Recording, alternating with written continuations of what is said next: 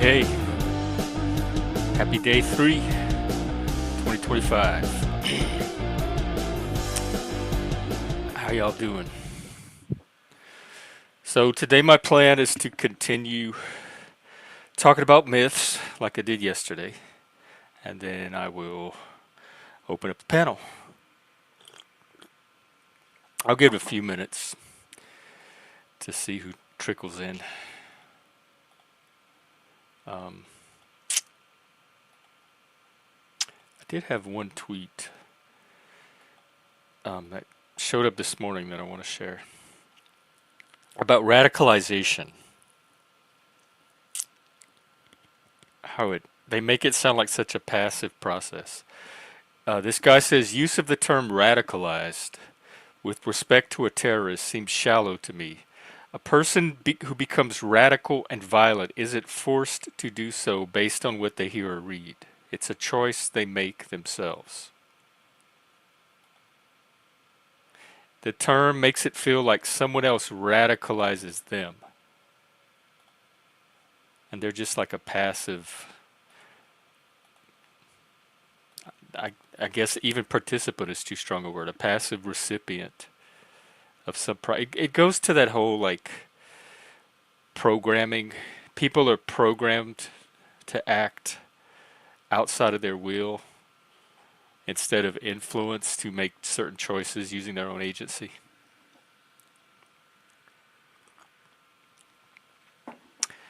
But anyway, I guess we'll leave that alone for now.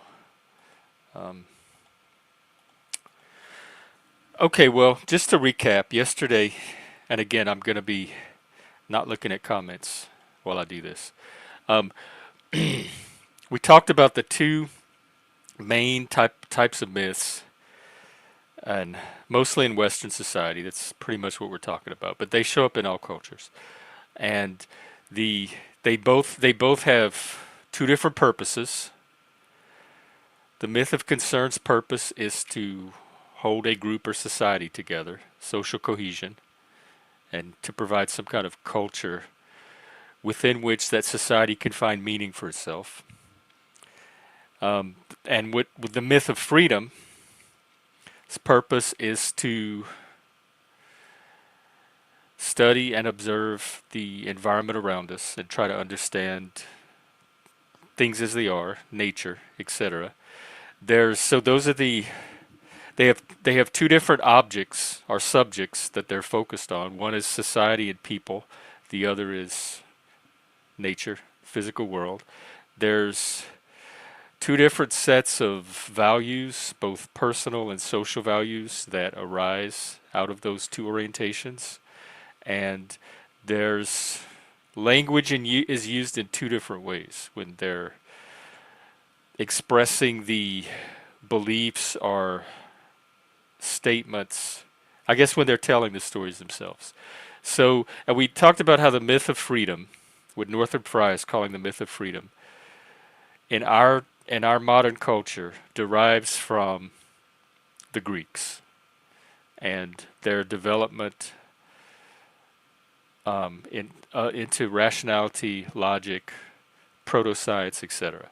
And our system of education that passes on those values is also ultimately rooted in the culture of the Greeks. And then so that's the myth of freedom. Let's just say our modern myth of freedom goes back to classical Greece, and it's centered around logic, reason, and understanding the world as it is, and what today would be the scientific worldview. And we also talked about how the modern myth of concern can be traced back to the Judeo-Christian myth as presented in the Bible, which at the root of that is the Hebraic Judaic myth. So we're going to look at that today. We're going to look at some of the features of the myth of concern and some of some of the forms it takes in modern society. So we're going to go back to, because remember, the strength of the Greeks, the Greek contribution to our culture was in their development of reason and logic and this myth of freedom. the strength of the Hebraic Christian contribution to our culture was in their concentration on this particularly powerful myth of concern, centered around the Bible, Yahweh, eventually the figure of Christ, etc. And unless there was less of a myth of freedom that developed from Hebrew culture than from Greek culture, and there was a stronger, at least for us, myth of concern that developed from the Hebrew culture rather than the Greek culture. So that's what we're going to look at today. And so Fry says that for Judaism, remember that the different types of truth in each myth. The truth of the myth of concern is what is socially true, what gives individuals within that culture society their meaning. And the truth for the myth of freedom is what is correspondently true. What its statements are mathematical equations in some cases that are set against an external world, and how accurately do they correspond to something external. So we have correspondent truth and social truth or human truth, or what we could call meaning, mythological truth. So for Judaism, what is true and real is what God says and does. For Christianity, truth is ultimately truth of personality, specifically the personality of Christ. So those are not scientific truths. They are mythological truths. They are the type of truth that a myth of concern would be centered around. Okay, hang on, let me... And he also makes the point that because we're dealing with the Bible and the modern myth of concern, the source for it is ultimately the Bible, that we can't trace any part of the Bible back to a time when it was not being edited, redacted, conflated, glossed, and expurgated. And remember, this is written culture. With both myths, we're dealing with a writing culture. It went from the oral tradition, and eventually the Greeks developed writing, and philosophy was able to develop from that. And the Bible was, in Hebrew culture, writing was used to collect and codify the oral stories and put them in a textual form. But the Bible is a living document. It's a dynamic text. It's always in process, always in flux when we look at it.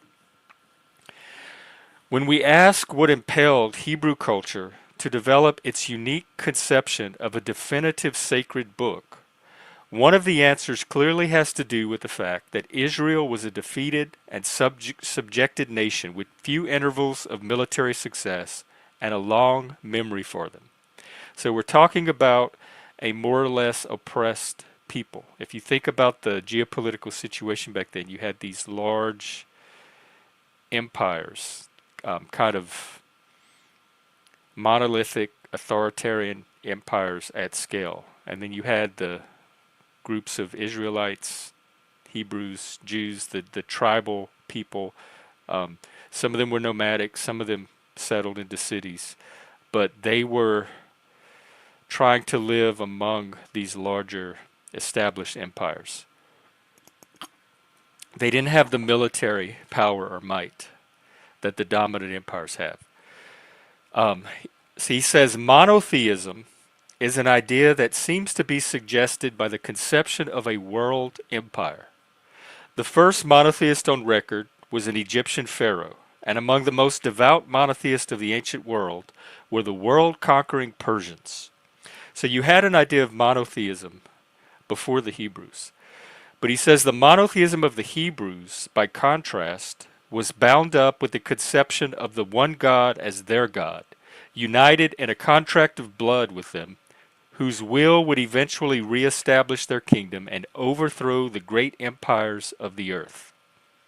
The Jewish conception of a day of Jehovah, which was adopted into Christianity as the Last Judgment, points to something very different from imperial monotheism. So we have a different type of monotheism here that's unique to or originated with the Hebrews.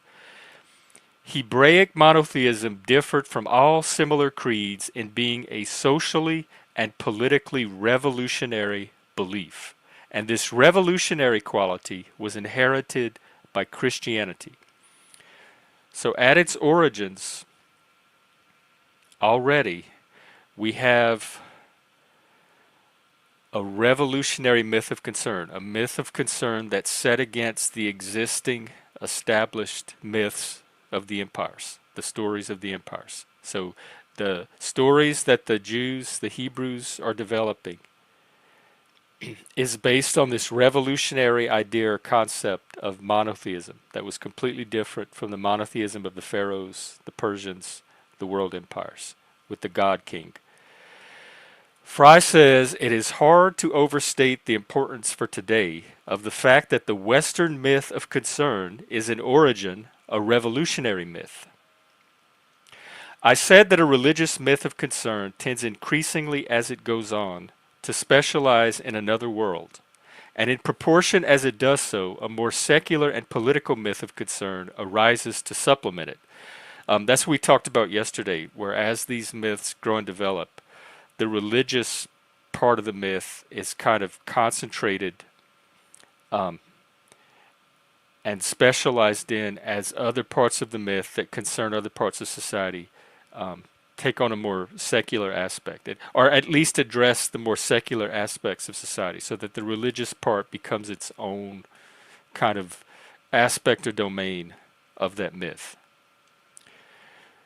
So as the Judeo-Christian myth became more religious, these other secular and political myths that developed around it kind of filled in to supplement the parts of society that the religious part couldn't address. He says this situation reached a crucial stage around the close of the 18th century, when the Christian monopoly of the Western myth of concern began to give way to a more pluralistic situation, in which a number of new revolutionary political myths of concern shared the field with it. Of these, the most important were the myth of democracy and the revolutionary working class myth centered on Marxism. The former, democracy, which drew from both classical and Christian sources, was a myth of concern which attempted to incorporate a myth of freedom within itself. The latter, the Marxist myth, was a more direct descendant of the original Judeo-Christian revolutionary attitude. The link of continuity between Christianity and the revolutionary movements of our own time is much less obvious than the Greek ancestry of our academic and liberal attitudes, as every revolution forms itself in opposition to its predecessor. But the link is there. It is not easy to break out of the mental habits formed by a mythical framework, or what is often called tradition. And even if it is possible, we must first know what that tradition is. He says, naturally in the 19th century, and even earlier, there were many who insisted that the true myth of concern could only be found in a revived Christianity. But not many of these have been able or willing to recognize the revolutionary characteristics of the Christian myth itself.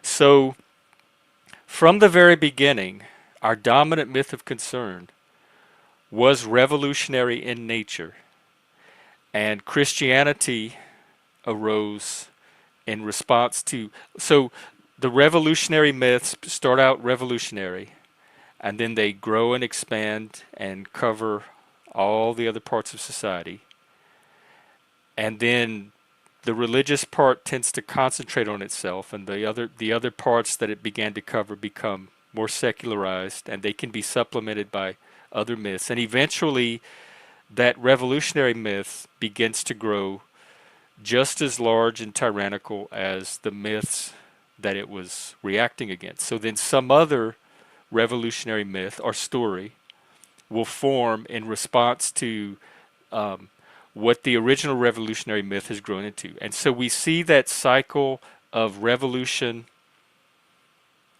and solidification into kind of authority or dogma or tyranny, and then some new revolutionary myth comes along and tries to displace or overthrow the whatever preceding revolutionary myth grew to a scale that the people feel like they needed a new revolutionary myth.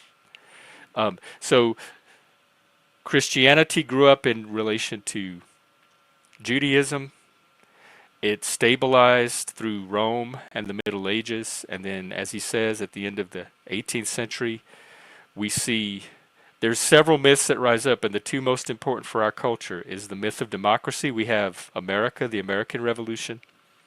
We have the French Revolution, um, and the revolutionary consciousness starts to take root. The democratic myth. It's important to remember that democracy and the story we tell ourselves, democracy, is not a scientific story. It's not a myth of freedom. It is still a myth of concern. It just attempts to find room for a myth of freedom within it. And then the other one that developed was the Marxist myth around the same time of it was more of a working class myth. So we have liberal democracy and Marxism developing in the wake of the breakdown of this dominant myth of Christianity that had become part of Western culture for so many centuries. And so some people attempt to return to some kind of original myth of concern and purify it and reestablish it in a new form for that culture. And that's what he's talking about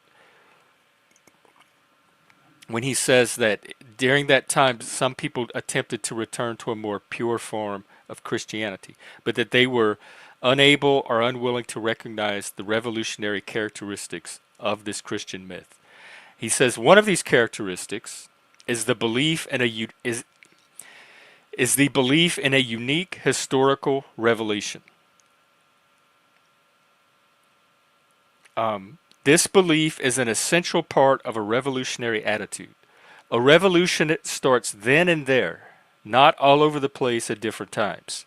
It begins with Jesus and not with the Pharisees or the Essenes. It begins with Marx and not with Owen or the Saint Simonians. Along with the uniqueness goes the conception of a canon of essential and approved text, and a clear drawing of lines against even the most neighborly of heresies.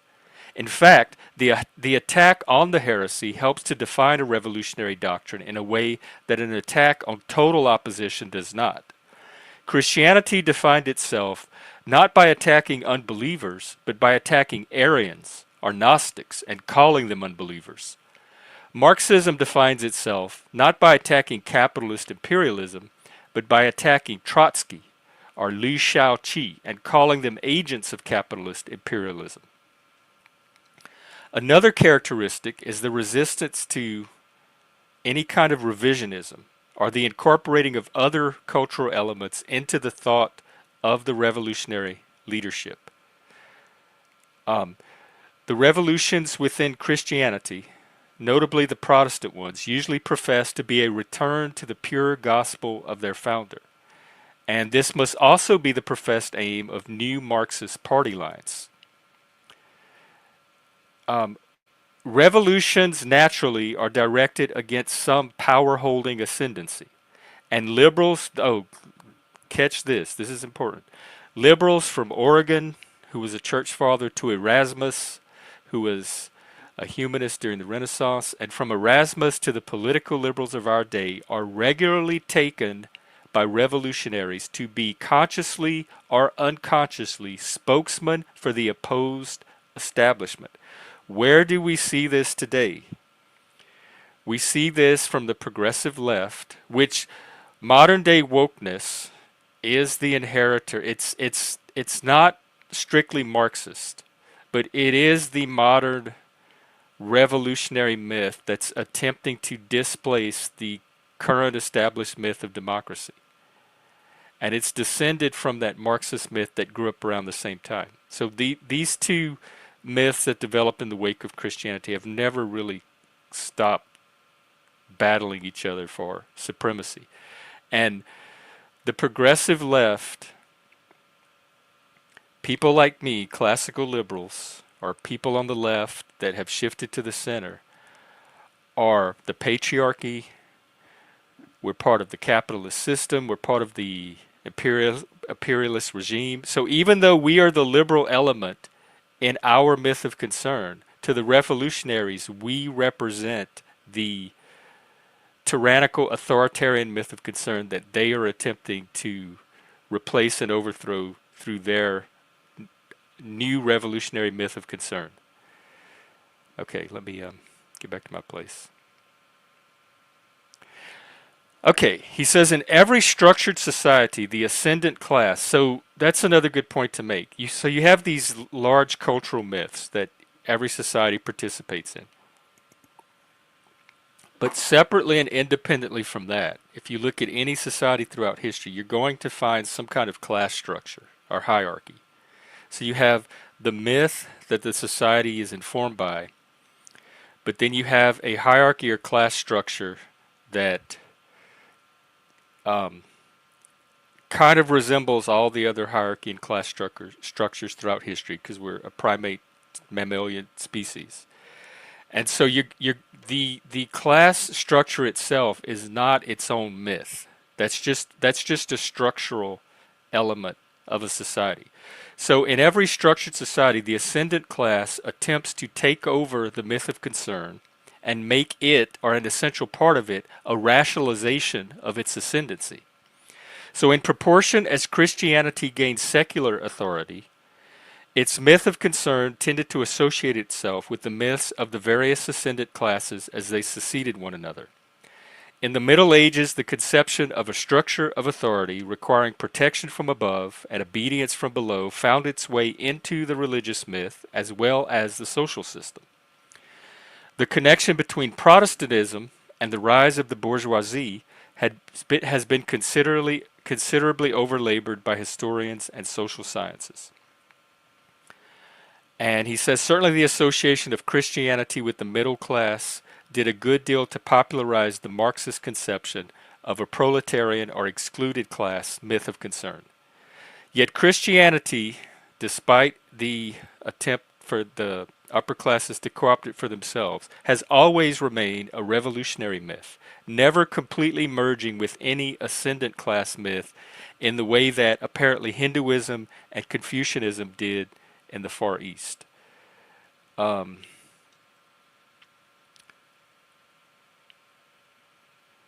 Okay, let me try to present this next paragraph. It's going to get just try to follow me with this because he's moving toward a very important point related to the myth of freedom. So in the early Christian centuries, as it was developing, remember it did two things to the pagan traditions. It displaced them and substituted its mythology for them, or it co-opted some of the pagan traditions and incorporated it into itself. So as it was doing that, the pagan traditions that got displaced, the dethroned pagan traditions, began to slowly form a liberal opposition to Christianity, modifying, relaxing, and expanding the revolutionary narrowness of the Christian myth of concern. Some of that was also reflected in literature. Christianity, like most revolutionary movements, oh, hang on, that's not.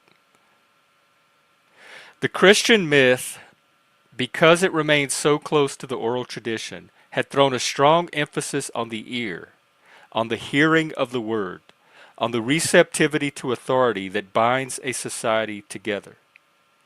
In the word idolatry and its recurring iconoclasm, Christianity expressed its antagonism to the hypnotizing power of the external visible world. It was again a more liberal expansion of Christian culture that developed the visual arts, including the arts of the theater, so much disliked by the more rigorous Christians, including Pascal and many of the Puritans. The growing realism and direct observation of experience and nature in Western art also helped relax the Christian preoccupation with unifying society into a common bond of belief. The Christian teaching that there were no gods and nothing numinous in nature, that nature was a fellow creature of man, and that the gods men had previously discovered in nature were all devils, reflects a certain fear of turning away from social concern to natural objects. The development of modern science, on the other hand, as much as it owes to Christianity, also from Copernicus onward, drew heavily from Platonic and other classical worldviews. So you have, when he says this fear of turning away from social concern to natural objects, that's moving from one type of myth to another. Christianity had everybody bound together in this central myth centered on the figure of Christ, the other world, the hearing of the word, the auditory receptivity of the gospel. Everything was delivered by the preachers. Until the printing press, most of the members of the Christian church, the lay people, were not even literate enough to read. So everything was transmitted. Again, you kind of have another kind of oral tradition. So you had the leaders of the Christian myth that were working off of the textual transition of the myth, but the regular ordinary people, it was transmitted orally. And there was a certain fear of moving from that, because that's what was keeping the people together, to a visual culture, visual art, theater, where you use your, you can see the people on stage in addition to hearing, idolatry, and the natural world. And so when that transition was finally made, and remember the scholastics and Thomas Aquinas, um,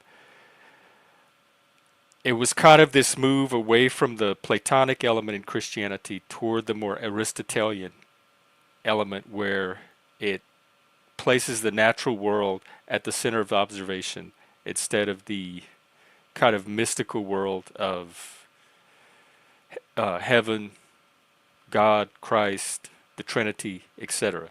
So as that started to happen, and when the Copernican revolution came, the myth of freedom element in the culture began to draw more on the Greek sources, the Platonic and Aristotelian sources, and more of the classical sources. So again, you have that contrast now with the established form of Christianity, which was transmitted orally as a myth of concern, and the myth of freedom that again began to develop from that, just as it did in classical Greece when it started to develop from the Greek religious matrix into philosophy and logic.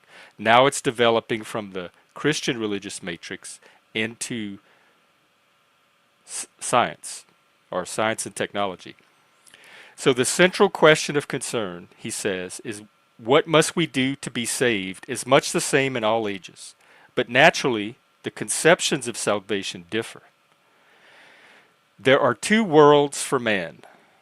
One is the environment of nature and existing society, which is presented to man as a datum and is first of all to be studied. And the other is the world he wants to live in, the civilization that he accepts as an ideal and tries to realize. For traditional Christianity, God alone is creative, and the creative power in man must follow divine models.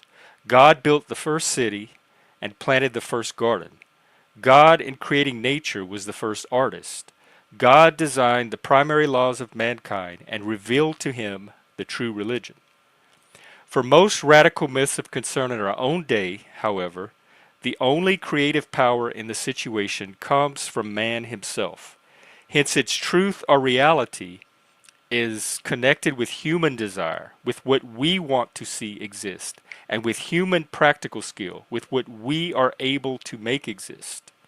So it's not so much connected with the sense of God and a divine creator, but the sense of man as creator. So our scientific, technological myth, or myth of freedom or worldview, whatever, is most certainly connected with what progress can man make. What can man, what secrets can man himself unlock about the universe, and what can man do with those secrets to master that universe?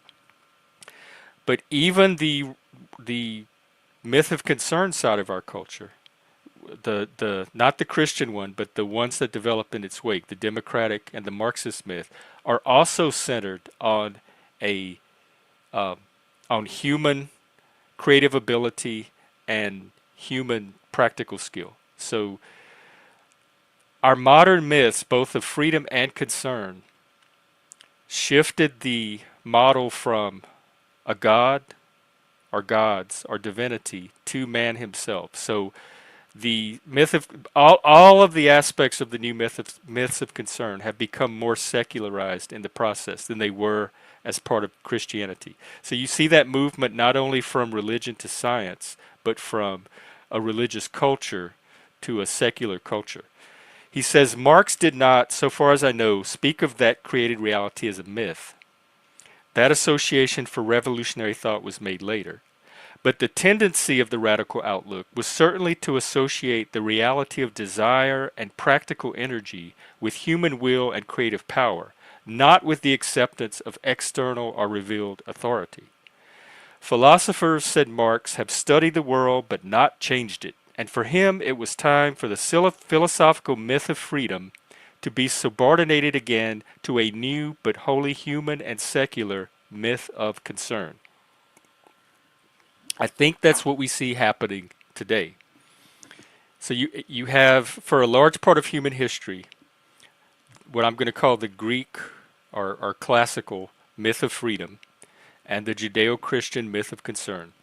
At some point, the modern myths of concern, democracy and socialism or communism or Marxism, start to break off from the Christian myth of concern, which had become very dominant and um, dogmatic at that point and authoritarian. So it became the dominant accepted authority that these two revolutionary myths were developing in reaction to.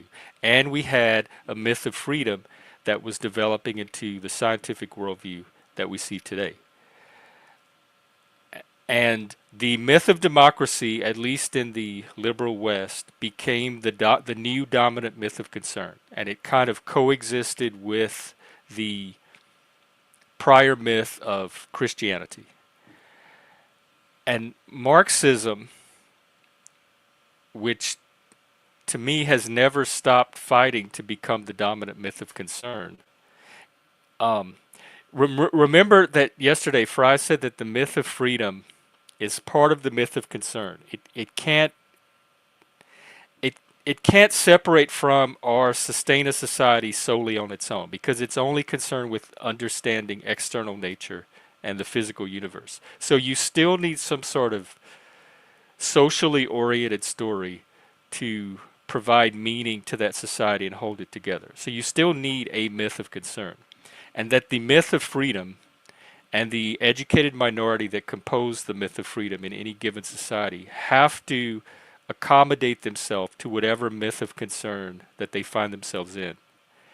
And so democracy, one of the features of democracy was it consciously allowed that myth of freedom to coexist within it, and it tried to build and incorporate a place for the myth of freedom within the larger myth of concern called democracy. Marxism, on the other hand, is trying to revert to more of the traditional pattern where the myth of freedom becomes subordinated to some kind of larger myth of concern that's more socially oriented than truth oriented. And again, we see this in the progressive movement. We see this in wokeness, where they're less concerned about truth. Things like rationalism, science is painted as white supremacy, is painted as patriarchy. They are trying to subordinate the liberal rational inquiry, objectivity, tolerance for opinion. Those were all the social values that we saw yesterday that arose from a myth of concern.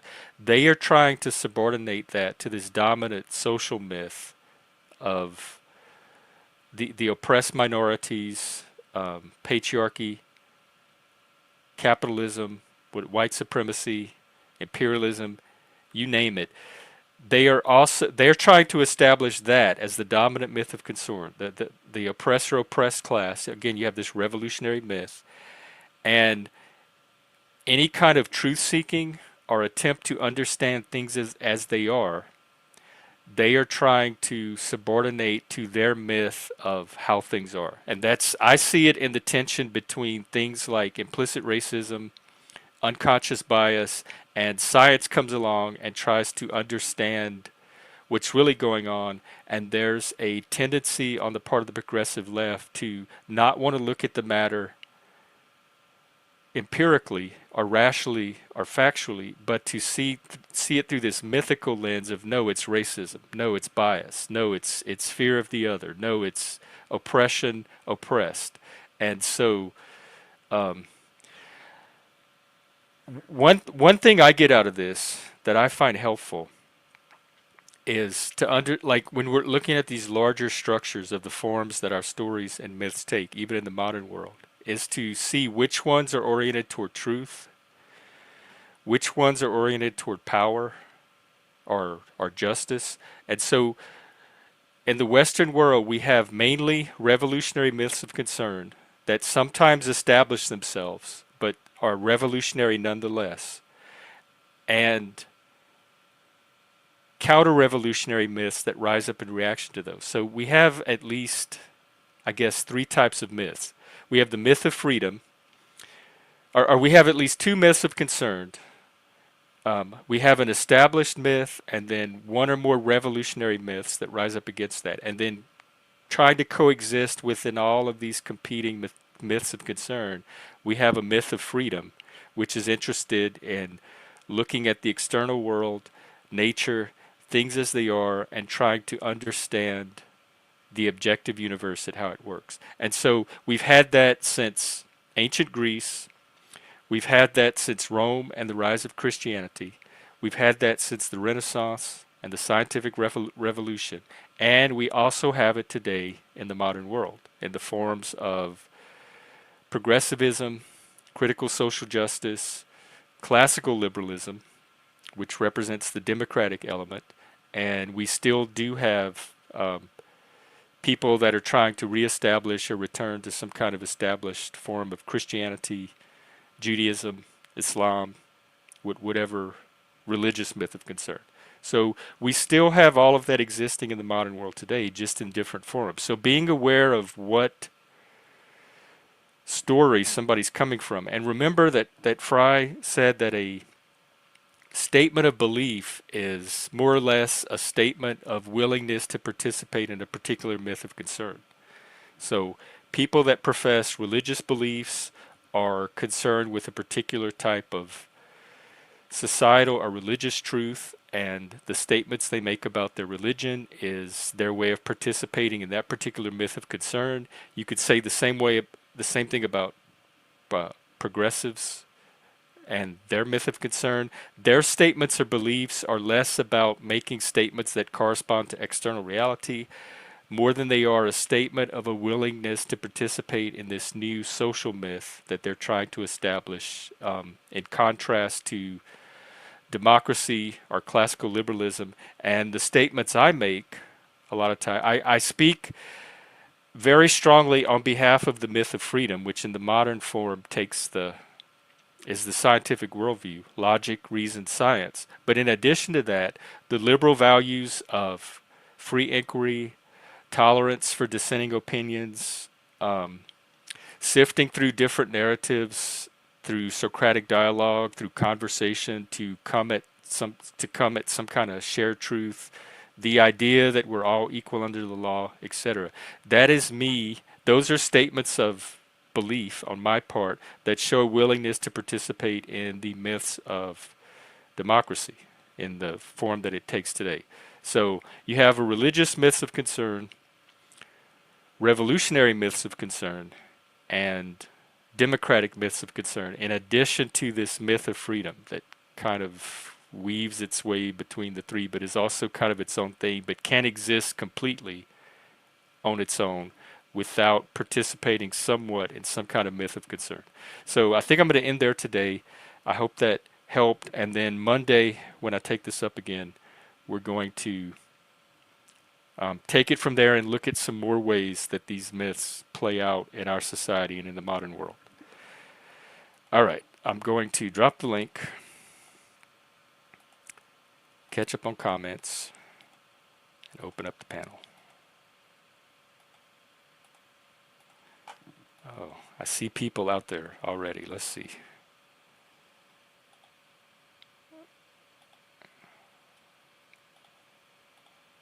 All right. Kitty, hello. Not Laws. Sean. Helena, hello, hello. We will. I will be talking about public education at some point because education accomplishes two purposes. It transmits the myth of freedom, the scientific worldview, or whatever techniques we use currently to understand the external world, but it also transmits some of the values of whatever dominant myth of concern. So do we as a society, the religious societies are going to try to make sure that their members get a more religious education. Progressive people that participate in a progressive myth of concern are going to try to give a critical theory or social justice oriented education. And we see that now, happening now. And people that participate in the myth of democracy are going to try to make sure that they give an education that transmits the civic values of democracy, which was the kind of education I received growing up. And we had Schoolhouse Rock, singing about all the virtues of the American system. And maybe I'll bring it Monday. I was looking at one of my old report cards the other day, and they have this paragraph on the front of it. It's like pre-printed on all the report cards about the school system and what it's designed to provide and what its expectations of the parents and the rest of society are. And I found it very, very, very interesting, especially in light of the debate about education today. So I'm going to grab that on Monday and share that, because at one point the school system attempted to not only transmit the intellectual values necessary for doing science and understanding the world and making truth out of things, but it also transmitted the democratic values necessary to keep a liberal democratic society going.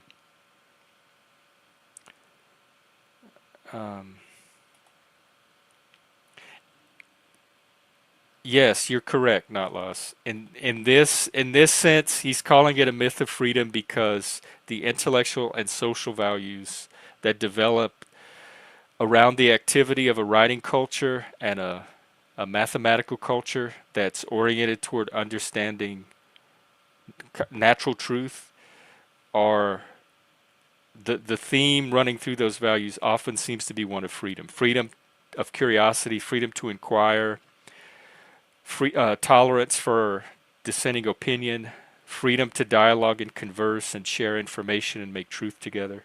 It's less driven by authority, like receptivity to an existing authority, and it's more about the freedom to experiment and explore and discover what arises from that.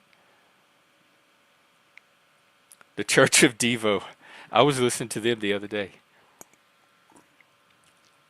Gen X, new wave, baby.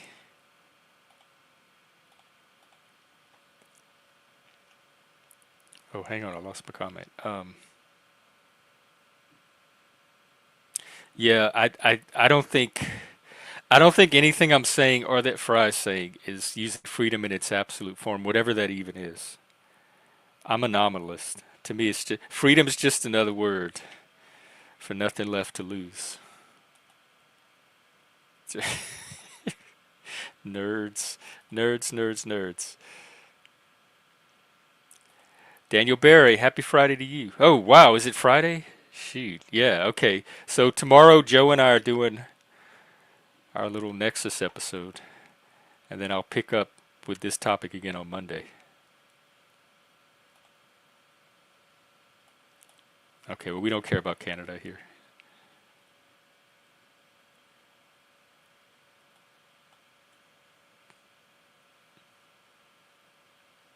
The ne- um, okay, it looks like this is a conversation between Not Laws and Kitty that spun off.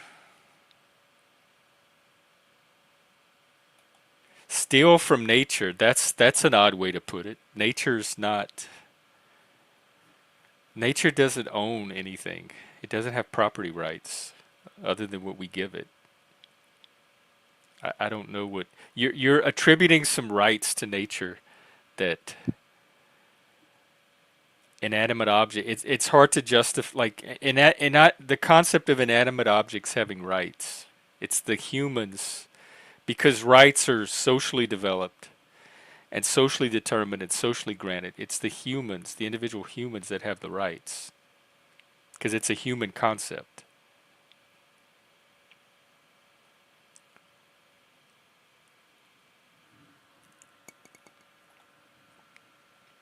Right, a constitutional federal republic. But I'm using the word democracy more broadly, um, in the philosophical sense, not the technical sense. Because yes, technically, we're not a democracy. And I'd say we're a mixed, at least economically, we're a mixed form, a mixed market. We have some socialist elements to our democracy and to our capitalism.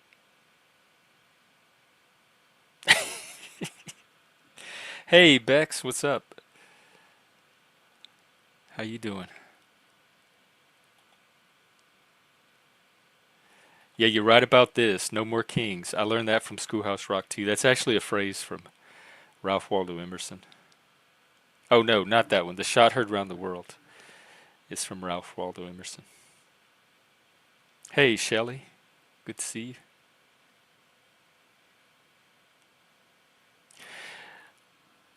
Marxism is a revolutionary myth, as was Christianity, as was Judaism before it. So I didn't say they're born from Christian ideals. I said they are all come from a line of descent of revolutionary myths.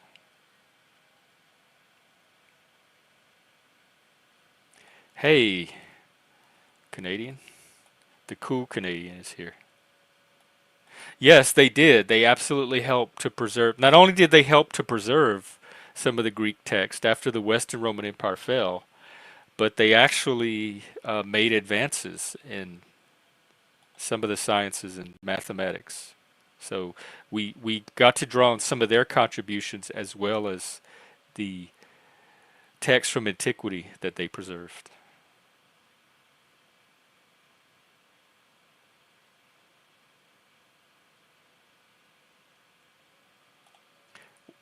Well, this encourages me, Sean. You're not as brain rotted as not lost just yet.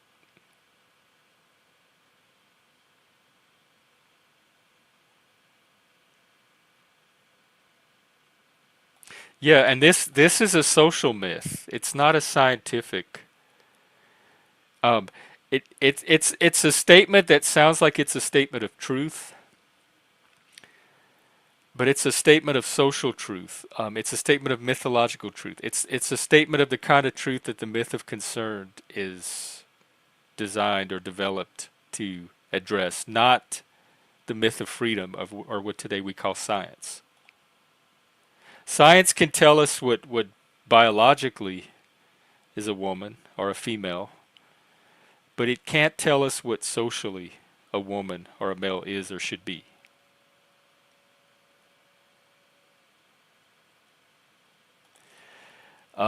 Force and manipulation. I think you're always going to have that. As long as you have these gorilla creatures walking around called humans.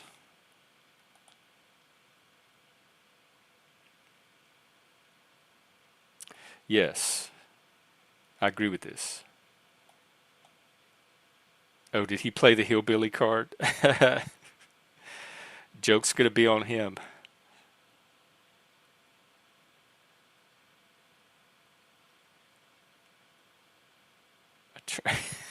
They have them. Sean, did you see the trans churches? We're like the it's like a traditional Christian church, like a Catholic church, and the ministers are females or lesbians, and they have the rainbow um, stoles on, the rainbow vestments.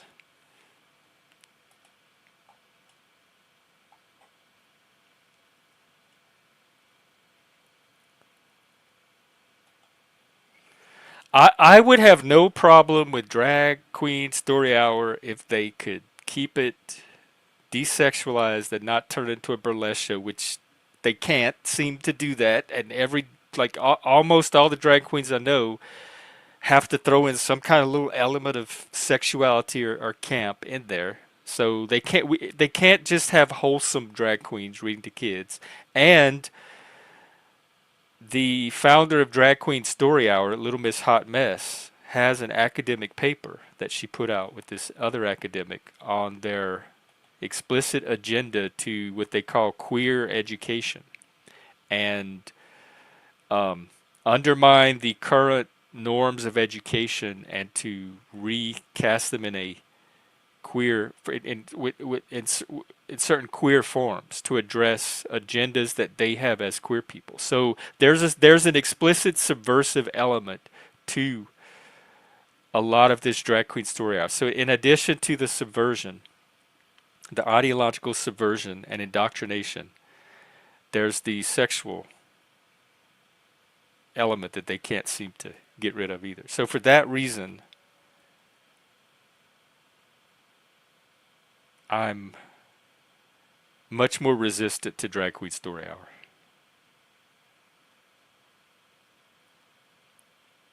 Besides, I would like to see the kids read themselves. The idea of like adults needing kids to read to them all the time. Why don't you teach the kids to read so they can read to each other and read the books for their own self? That would be education.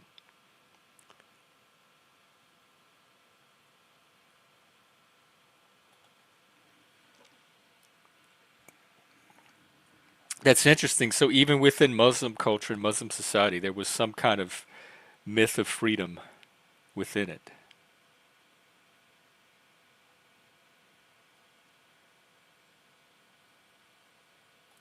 Yeah, they didn't always think this way, but with Aquinas and who was the guy before him? Not Scotus.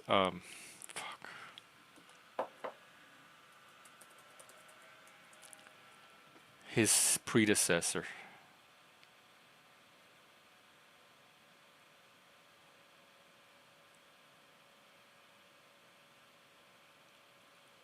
God, the name's on the tip of my tongue. Magnus, Albertus Magnus.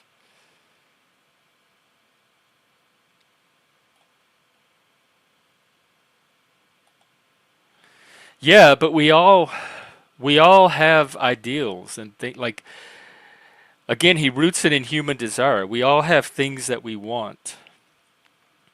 Or this vision of society that we're not just animals running around. We have a higher ideal of what we would like either to be personally as individuals or we would like to help society be or become. And so um,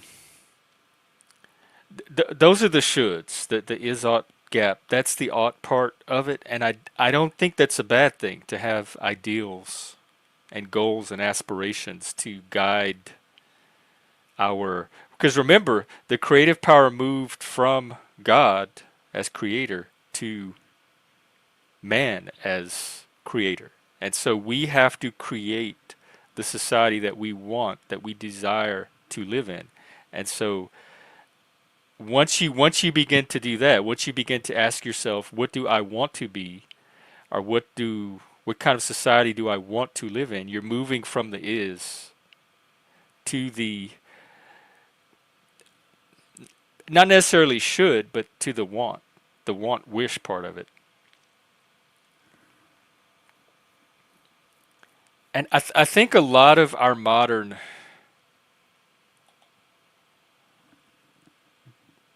like when we have these conversations and debates, I see an opposition still in modern form between creationism and evolutionism. There's the like I think the conspiracist and the people that see connection behind everything and think that the society is designed with a certain purpose and designed a certain way, designed to enslave the masses, designed to keep you from seeing the truth, etc. That's a modern day form of creationism with humans at the center of the creation role that would normally be taken by God in the religious version. And the evolutionary intersubjective emergent paradigm, which is the one I use, is that these things just emerge from humans interacting with each other. There's not some grand design about. So I think the modern day secular creationist and conspiracist see design everywhere and they see coincidence. I mean, they see where I see coincidence and randomness, they see design and connection. And where I see emergence, they see some kind of planning and some kind of agenda and some kind of centralized group behind it. So we still have the creationist paradigm and the evolutionary paradigm. They're just played out socially now in how we see modern political events. I was noticing even with the New Orleans and Vegas attacks, they were both in the army. They both rented the truck from the same app. Um, they both had bombs in the truck, etc. And they start to take facts, which all of those things were certainly true, and they see a connection immediately between them that they can't like. I think they struggle with coincidence. They're more prone to see connection and dismiss coincidence, and people like me are more prone to see coincidence and dismiss connection, and, unless we have a really good reason to assume a connection. And they assume a connection unless they have a really good reason to assume coincidence. Yeah, because coincidence exists. Like when you have randomness and emergent, you're going to end up with coincidences and patterns and recurrence and repetition that just spontaneously happens. But if your sense of political or social reality is that there's a designer at the center of it, then your default explanation for most of what appears to be coincident is going to be that it's part of the design. And you're trying to connect all that together to intuit what the design is behind it.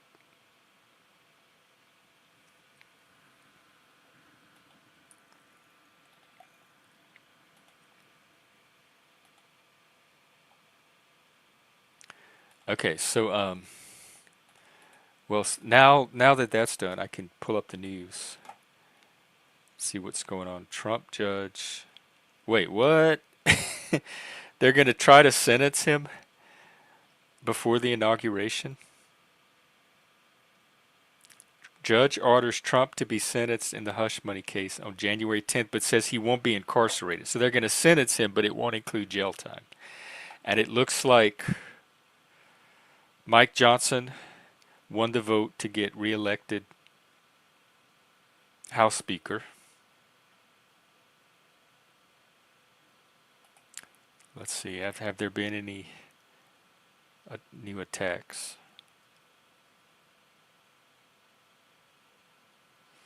No, so far we have 1 day free of vigilante violence. So I'm just going to enjoy that.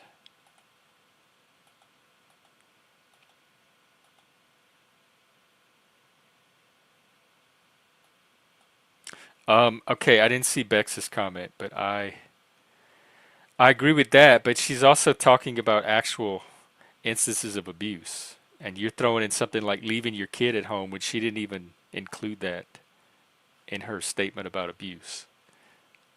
So you're trying to strawman her.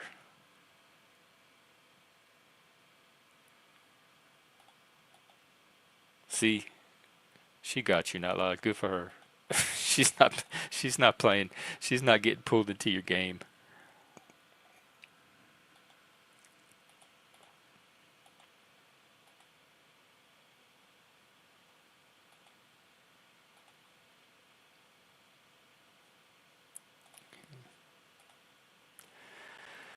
All right. Ooh, Lord, I'm already at an hour. Wow. It felt like 20, maybe 30 minutes at the most. Okay, well, there may not be a need for a panel today, so I'm perfectly happy to end it and get my Friday started too. And Bex, if you're feeling up to it and you're around, I'll be available the rest of the day if you want to binge things.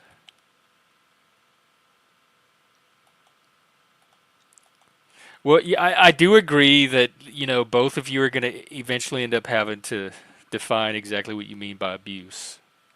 But I could also take her larger point without getting bogged down in the semantics of it.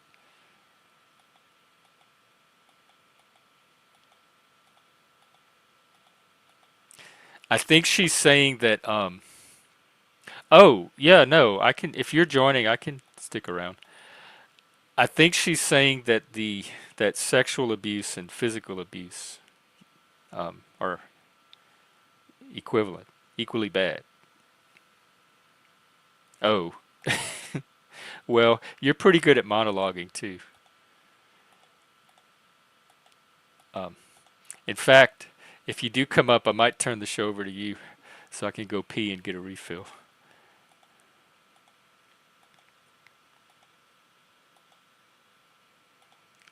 Oh, or actually, you can also have a conversation partner today because Helena is here. Welcome. Hi, Jeff. Can you hear me? Yeah. Awesome. Um, how ha how was your New Year's? I was Well, there, actually. Kind of. yeah. It was. I was gonna say I spent it with you. Yeah. Um, yeah, I don't know. So there's a big pissing contest in the chat, and I don't know, I guess I thought, oh, I'll come to you directly and ask, what are we talking about? What are we talking about? They are talking about their own little thing because I'm stayed out of it. I was talking Yeah. about Well, different social myths that are like both historically and modern yeah. age that we see today, like the progressive myth of oppression, the democratic myth of freedom and open dialogue, the religious myth, Hmm. which is mostly Christian in our Western society. Do you know the etymology of the word utopia? Uh, I know I it's do. from that Aristophanes play. It, uh, fuck, I used to know it. Yeah. Well, Utopia's place, yes, yes. It means no place. right? And even in So the when you try to have Republic, utopia, what's that? yeah, even in Plato's Republic, which is the classic utopia, and that's the one that Aristophanes was satirizing. They weren't trying to plan an existing society. It was kind of a thought experiment to explore what justice is. So he wasn't Hmm. putting forth his plan of the perfect society. Well, I don't know. In my time, I read a lot of dystopian science fiction, and whenever people try to create a utopia or say this system will be the perfect system and everything's going to work perfectly, it's just so ridiculous. So there are going to be flaws. There are always going to be flaws, you know, here and there. And I don't know. I just think it's funny when we're like, well, once we have this, system down, everything's going to be perfect. And it's not. Okay. No, It's just because you not. can't predict individual future humans. And that's what your perfect system would have to be able to do.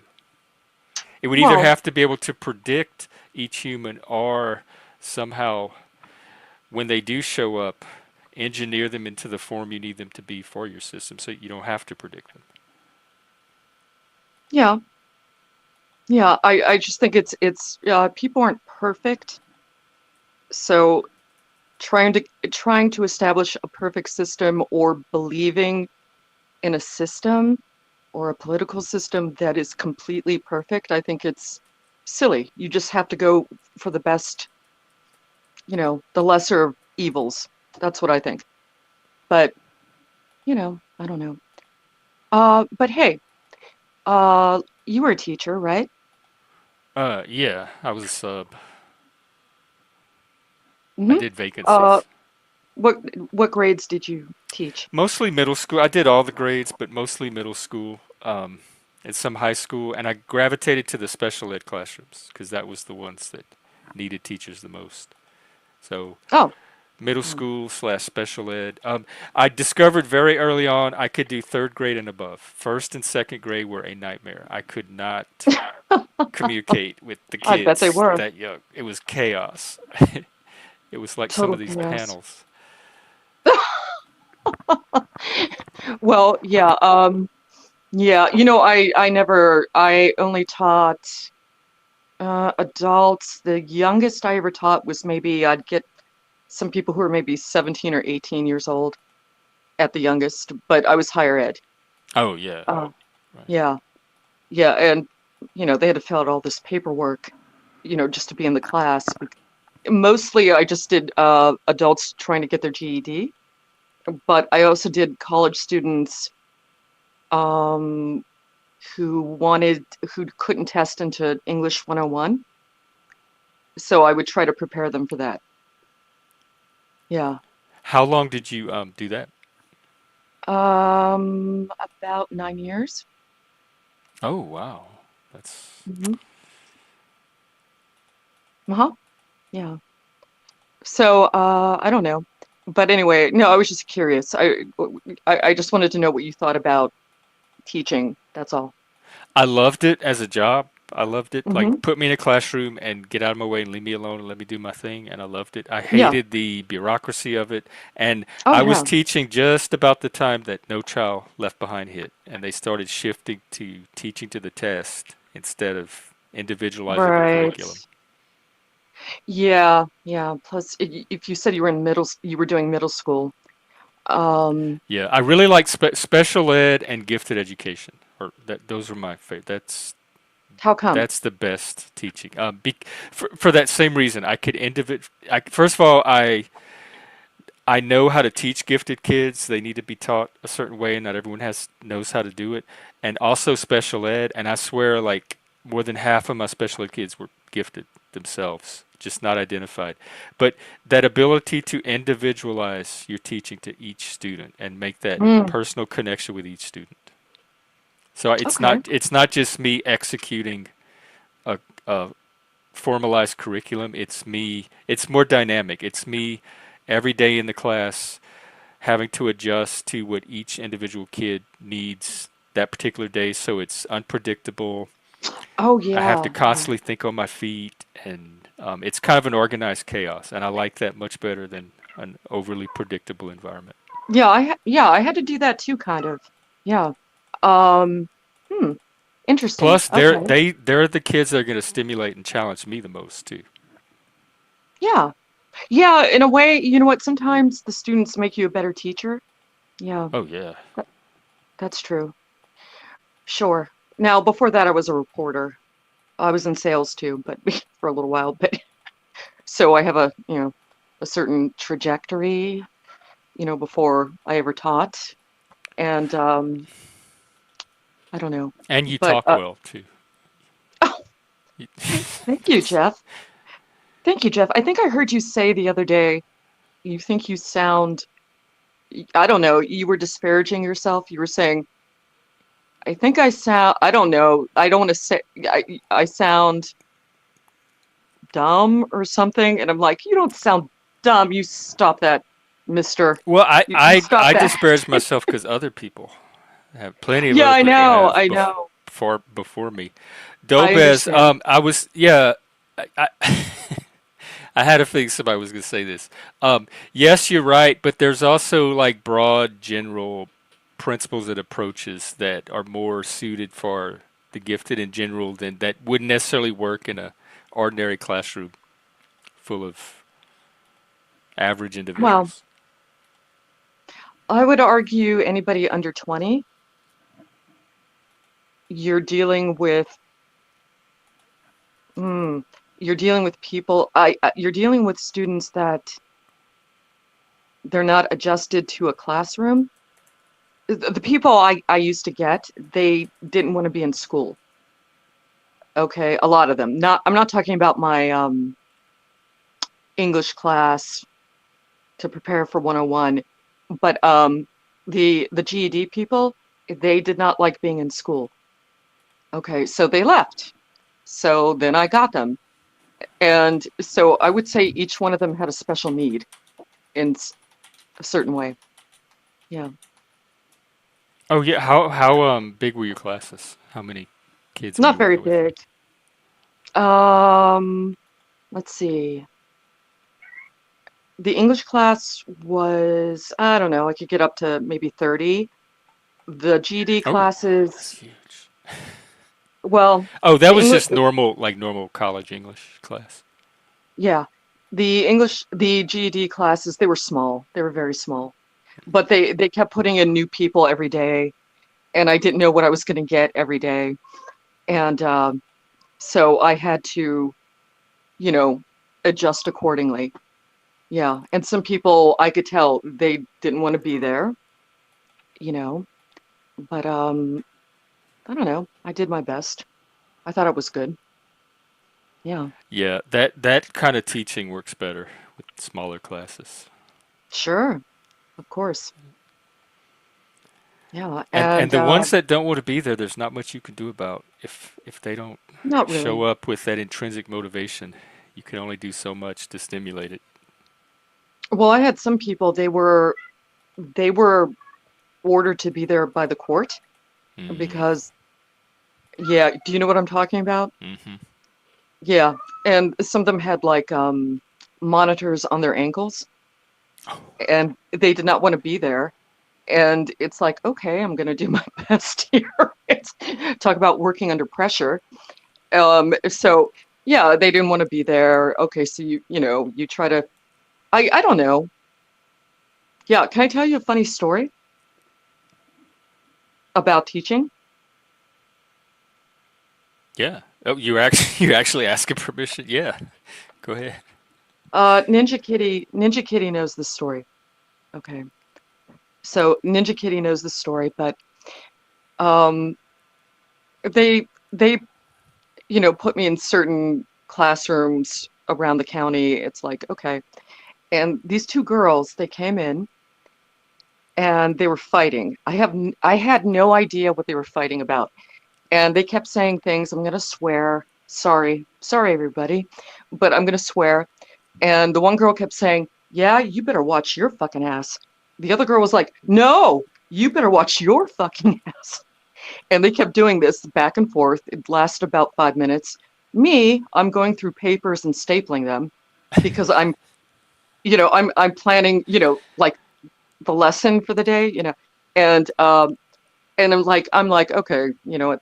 So I pounded my fist on the desk and I said, ladies, and they both stopped and they just looked at me and they were like really scared. And I said, and I paused and I said, hey, what part of speech, what part of speech is fucking? And they're like, uh, yeah, and no, but okay, but just so everybody knows, uh, fucking, that's a gerund, which is a verb that ends in ing. So I just wanted them to know that, and it got them to stop fighting. So, you know, I love it. That was perfect.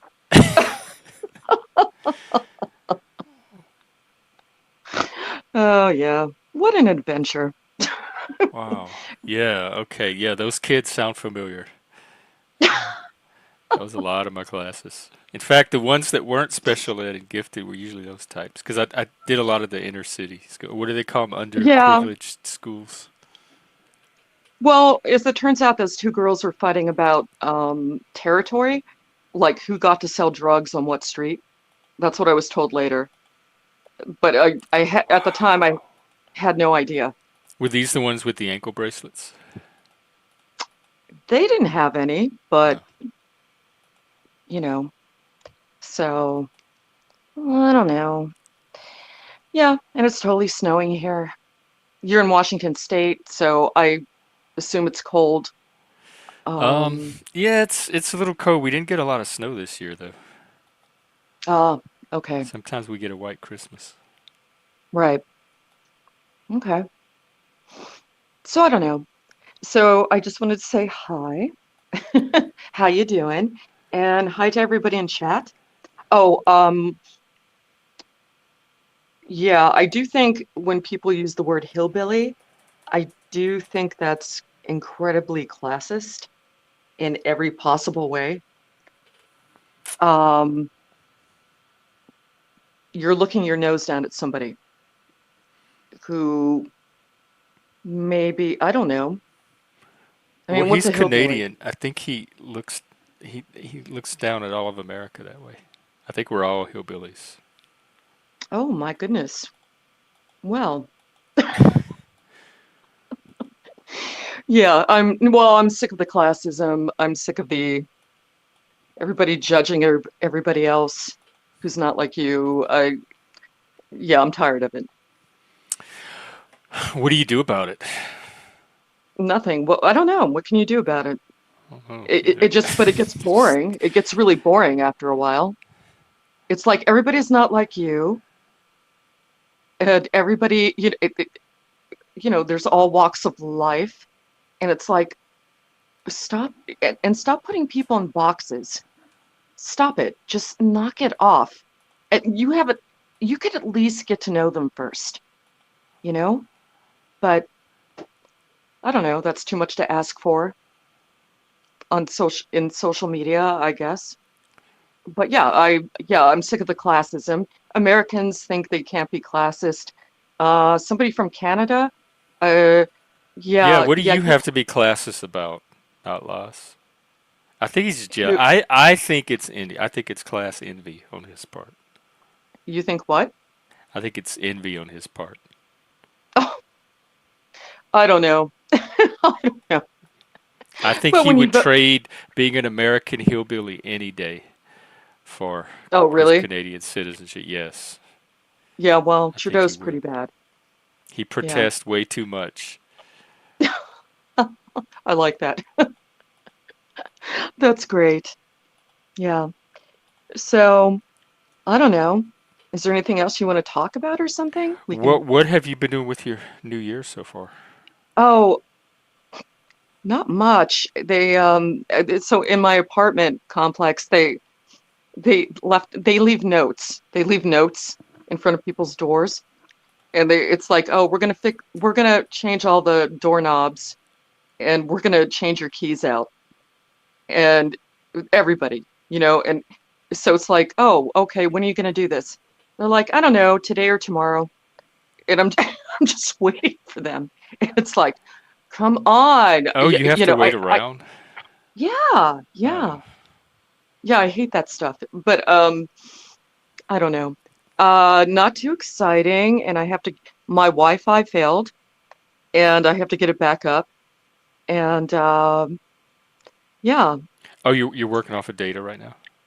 uh-huh, Oh, yeah, unlimited data, oh, and there's good. There's that at least. yeah, so yeah, I don't know. Dolbez, you're the perfect person for this conversation. Come up and talk about classism. He's pro aristocracy. Oh, He aspires to be part of it. He likes the oh, idea really? of social class and being part of the nobility. He's Norwegian too. It's a different Oh, system okay. there. So he wants Game of Thrones, right? Um, yeah, maybe I haven't seen it, so I'm not Oh, sure. But like, I think hierarchy is unavoidable. I mean, you're going to have it no matter what. I guess it's well, how gracefully you deal with the reality of having classes. yeah. Dude, it's on stream. You can't walk it back now. Oh, talking points. Okay, that's all they were. I don't know. You Okay. you kind of lit up though when you were talking about it. You seemed excited. You had that glow that.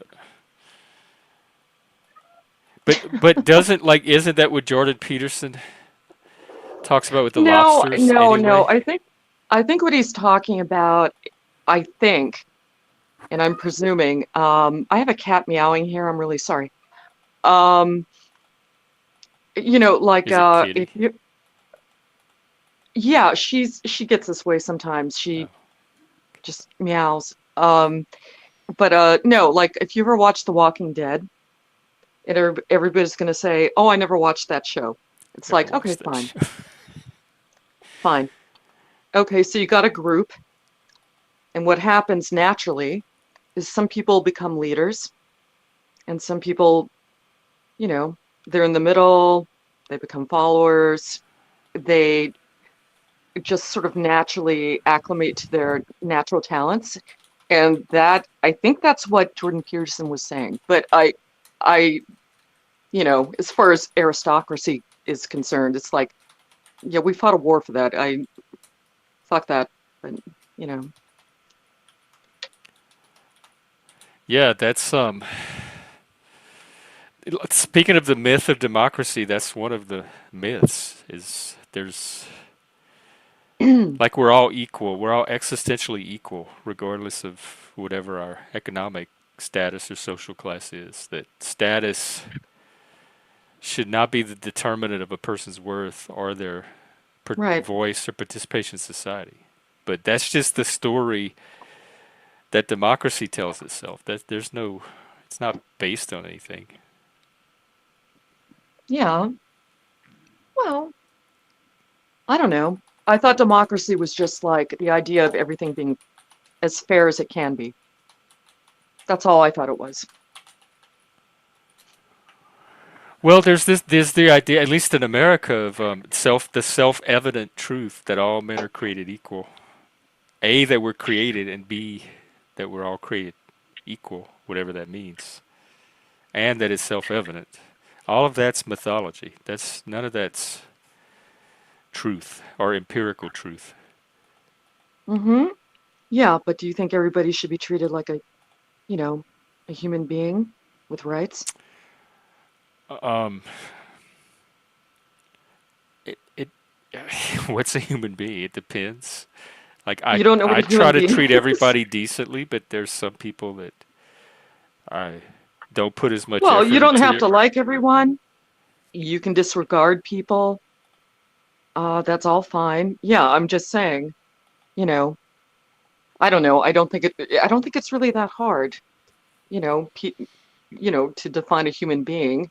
We all know that everybody doesn't rise to certain levels. We all know that. But so what? You know, I treat not laws like a human being. I try to very you, hard. you treat what? Not laws. Not laws. We sh- uh, Dobes, how can you? Okay, how do you ensure that even the lowliest meet certain standards? If we could figure that out, we wouldn't have the fentanyl zombie problem. We wouldn't have the homeless problem. We wouldn't have the crime problem. How do you accomplish that? It doesn't seem like a realistic goal. So you're Hmm. saying if we can't ensure that even the lowliest meet certain standards, then we have the alternative is to raise the voting requirements so they don't have the same voice in society as the rest of us. But then again, Oh. that to me that kind of goes against the ideals of democracy, where each citizen has their voice and it's sacred. Hmm. Yeah, people really overthink this. We have to compromise on democracy somewhat. What does that mean?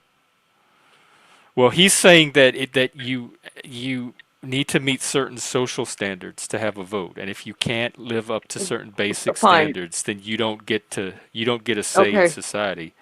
And there's other people that I've heard that it put forth that there should be a voting test or some kind of educational requirement. And I'm against all of that. Your vote is your voice. And I don't think there should be a test or some kind of gatekeeping mechanism for somebody to be able to express their voice in a democracy. I think that just Well, comes yeah. with being a democracy. Everybody has the right to express their voice, Well, who would design the test? right? And who would The design, gatekeepers. right, and who would decide which people are the most worthy? So Right. you've got some problems there. Yes, yes, you do. Just just like the Karens, and some people admire Karens or at least see them as a necessary evil for supporting certain social norms and keeping society running at a certain norm. But then who gets to decide those norms? I think Karens are like vigilante. Um, they're like vigilante officers in society that go around enforcing norms that we as a democracy did not agree were the norms. Hmm. So again, I think Karens are also an in run around democracy, and it's the same thing the woke are trying to do. Everybody is saying liberalism is not working because it's not doing what I want it to do. Therefore, it's time to abandon liberalism and resort to some form of authoritarianism. And that's just not how liberalism works. You don't always get your way in liberalism, but you don't give up on it. Correct. Correct. Yes. Yeah. So I don't know. Probably, I don't know. I'm probably gonna have to go somewhere and do something fun. Probably go into a Misty chat and maybe have some fun. A what chat? Oh, um, did you ever hear of that show, Mystery Science Theater Oh yeah, 3000? yeah. MS. Yeah. They Yeah. have so many channels all over YouTube, and then you go into them, you go into the chats, and you just make fun of bad movies with other people. Oh, That's like all. live Mystery Science Theaters. Yeah, yeah. Yeah, we used to do that in person. We'd have movie nights, and everybody would sit around and Oh, make Mystery Science Theater comments at the movie. Well, yeah, that's all it is. what are some of the channels? That sounds fun, actually. Let's see. There is you'll probably have to in your search engine, you'll probably have to write out Mystery Science Theater 3000, but there's Foreverathon, there's Monsterathon, there's some they're called Shout channels. Yeah, there's a bunch. There's a lot. And there's some I'm probably forgetting right now. But no politics. It's PG-13. You don't talk about politics. Um, you behave. You just go there to be silly and have fun. Is it like live people live on panel doing this or in the comments or both? The chat is live. The chats are live. Yeah. So it'll say live maybe when you look it up. Um, there are no live panels. Yeah. Oh. And how do they get around the copyright? Do they just use public domain Because movies? yeah, the movies they pick, they're in the public domain. So it's fine. So they're not violating anything. Um, so they're in the public domain. Nobody tried to hold on to the rights of the movie that they're making fun of. So it's all cool. Yeah. Ah. Well, Yeah. that does sound fun. Yeah. So yeah, I don't Humor know. therapy. Humor therapy. Yeah, of course. Yeah. Uh, we all need to keep our sense of humor. Yes. I try. It gets challenged Yeah. every day. Well, all right. Well, I'm going to say farewell and bye, everyone. Bye, everyone. Well, Bye, take Jeff. care and thanks for coming up. We'll see you again. Yeah, I'll talk to you some other time later. But Yep. yeah, have a good night. You too, Helena. Take care. Okay, bye. Bye. Humor pisses you off. Me too.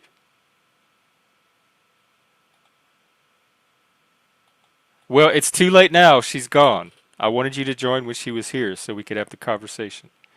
But you procrastinated and postponed and shuffled around and wasted your effort typing when you could be talking.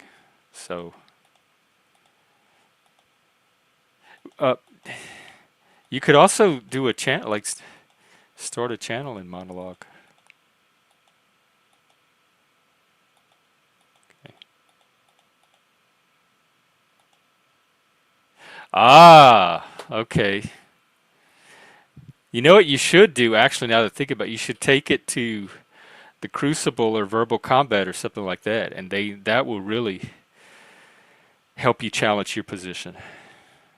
It's blood sports. But if you're already thinking you're going to change your mind, here's my take on it, just my intuitive take. Emotionally, there's something appeal. You're such a little brat. You could have come up when she was here.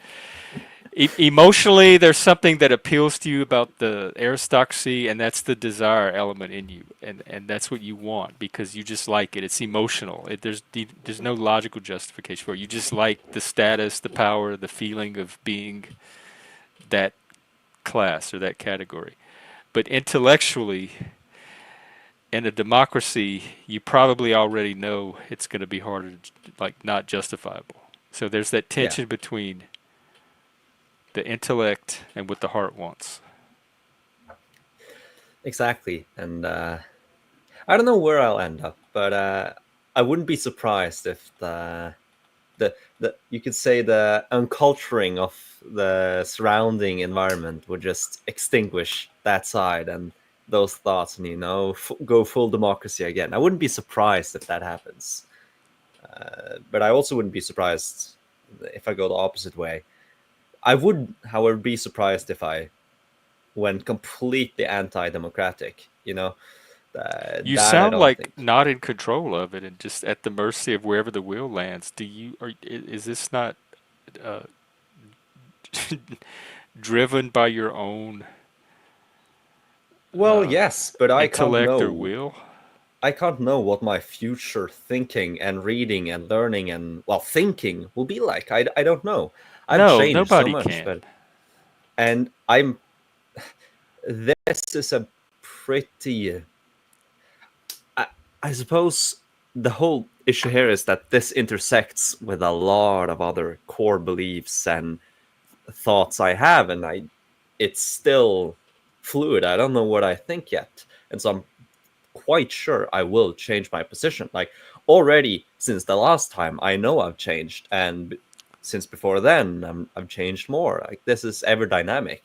I mean, how do you run a nation? How do you, like, what would a perfect culture be? Like, that will depend entirely on not just what I know at that point, but also my emotional and logical state at that time. Because, well, if I am feeling very nostalgic, then I would, of course, value more historical reverence and ancestor culture instead of, the more individualistic side. And the opposite, if I feel really ambitious and free and open that day, then, maybe the opposite. I wouldn't be as focused on that side. So, like, I know I'm at the mercy of my existence, both the Of your outside and the moods inside. and your emotions. Yes, I am at the mercy of them. Of course, I can And you're like control one of the them. most rational, intellectual people I know. And even you Oh yes, can't I escape the I, dominance of your emotions. I don't consider myself a rational person. I consider Oh. myself an intuitive person. I Rationality is only a tool I rarely use. You could say most of what I do is I intuitive. disagree. Hang on, dude. Okay, well, let me explain first. Part like I Because you don't. use it every single time we talk. You've used it over and over and over. That's one reason. That's one thing I like about our conversations. I suppose. Well, okay, it depends on how we define rationality, as if it's just sort of the functioning of it, or if it's conscious action. A better way of saying is that I am not very conscious, but my sort of intuitive side, instinctive side is rational or uses that structure. That is probably a better one, but I am at the mercy of my own existence. Yeah. And yeah, I do like existence. In fact, I love it. I love my fate. I'm not sure if I love it to the extent, amor fati, Nietzsche, and all that side, but I do love my fate. I love my existence. I don't know how that connects, though. So I wonder, why did you ask that question? It's not lost. He should come with a Yeah. warning. There's got to be a way for channel owners to put little warning stickers on certain Like a chatters. footnote in a research article. This Oh, person so he is could moralize and lecture you. That's why he asked. So he could ah browbeat you with his superior Canadian wisdom and sensibility. superior and Canadian in the same sentence. That's kind of weak, a bit oxymoronic. Your only like high point of your existence is 1812 when you say you burnt down the White House, but that was the British ships and British troops. And in all the wars since, it's all been Britain. Either it was them who did it and you claimed it, or you just follow their commands. Like, the only legacy of Canada is that it's big and they're polite, which doesn't really generate all that much civilizational glory. And the little you have is just a remnant of the Brits. And maybe now, though, maybe you can show the world how you fix a nation. But I doubt it. Uh, Actually, no, I don't doubt it. I think Canada will turn out well. I think they have a bright future. Just they are. I would say they're still in the shadow of their colonial history, unlike America, which emerged like almost immediately. But I think Canada is still in the shadow, but it's peeking out, it's moving out. So I think Canada will have a really bright future. I think it's one of the countries with the most potential on Earth, if it, you know, does its thing correctly. I don't know what that would be, but I hope you understand what I mean. That I think Canada is emerging from the Brits, and so I they wish have you would. potential. Not lost. It can't happen soon enough. What Yeah. so he's not lost. Come up. Why don't you just come up? He said not even your own particular existence, just existence in general. Don't even draw on your own.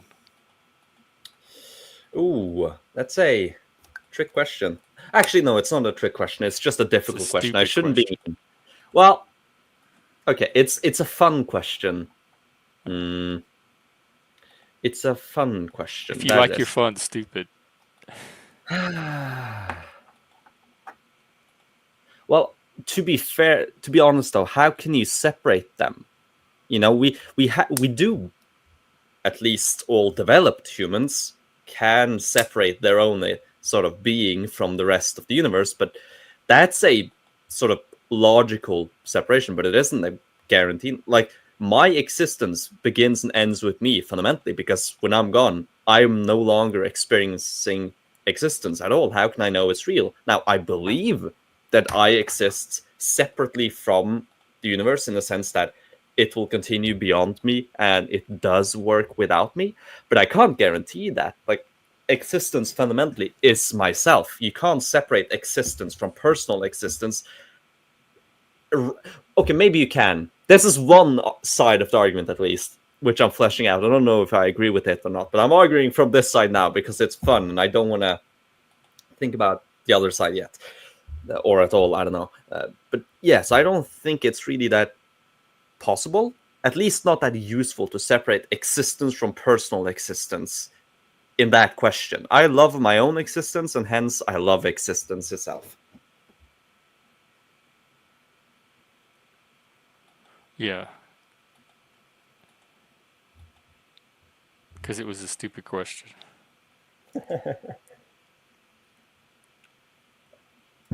Humanist morality, the people who say, I want to be Christian, but I don't want to believe in God.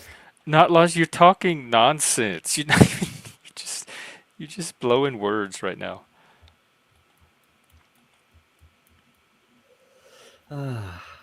It's funny though. He's a nice guy. He has a vital position in your stream and chat.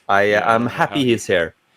Uh, I don't know how he ended up in that position, but His he part did. he gives this stream character. It's a necessity. He's like that. Like every society has its niches, and they they need to be filled. And in this chat, he fills one of challenge and derision and often minority belief, which is funny because his opinions are probably the majority belief, like in society at large. Oh At, no! Don't tell. Don't. No. but Please in this no. chat, he has a minority belief. So no, I gotta tell the truth. Isn't that one of the principles? You know, you have to tell the truth, even if it hurts. Jeff, you have to admit his opinions aren't that radical.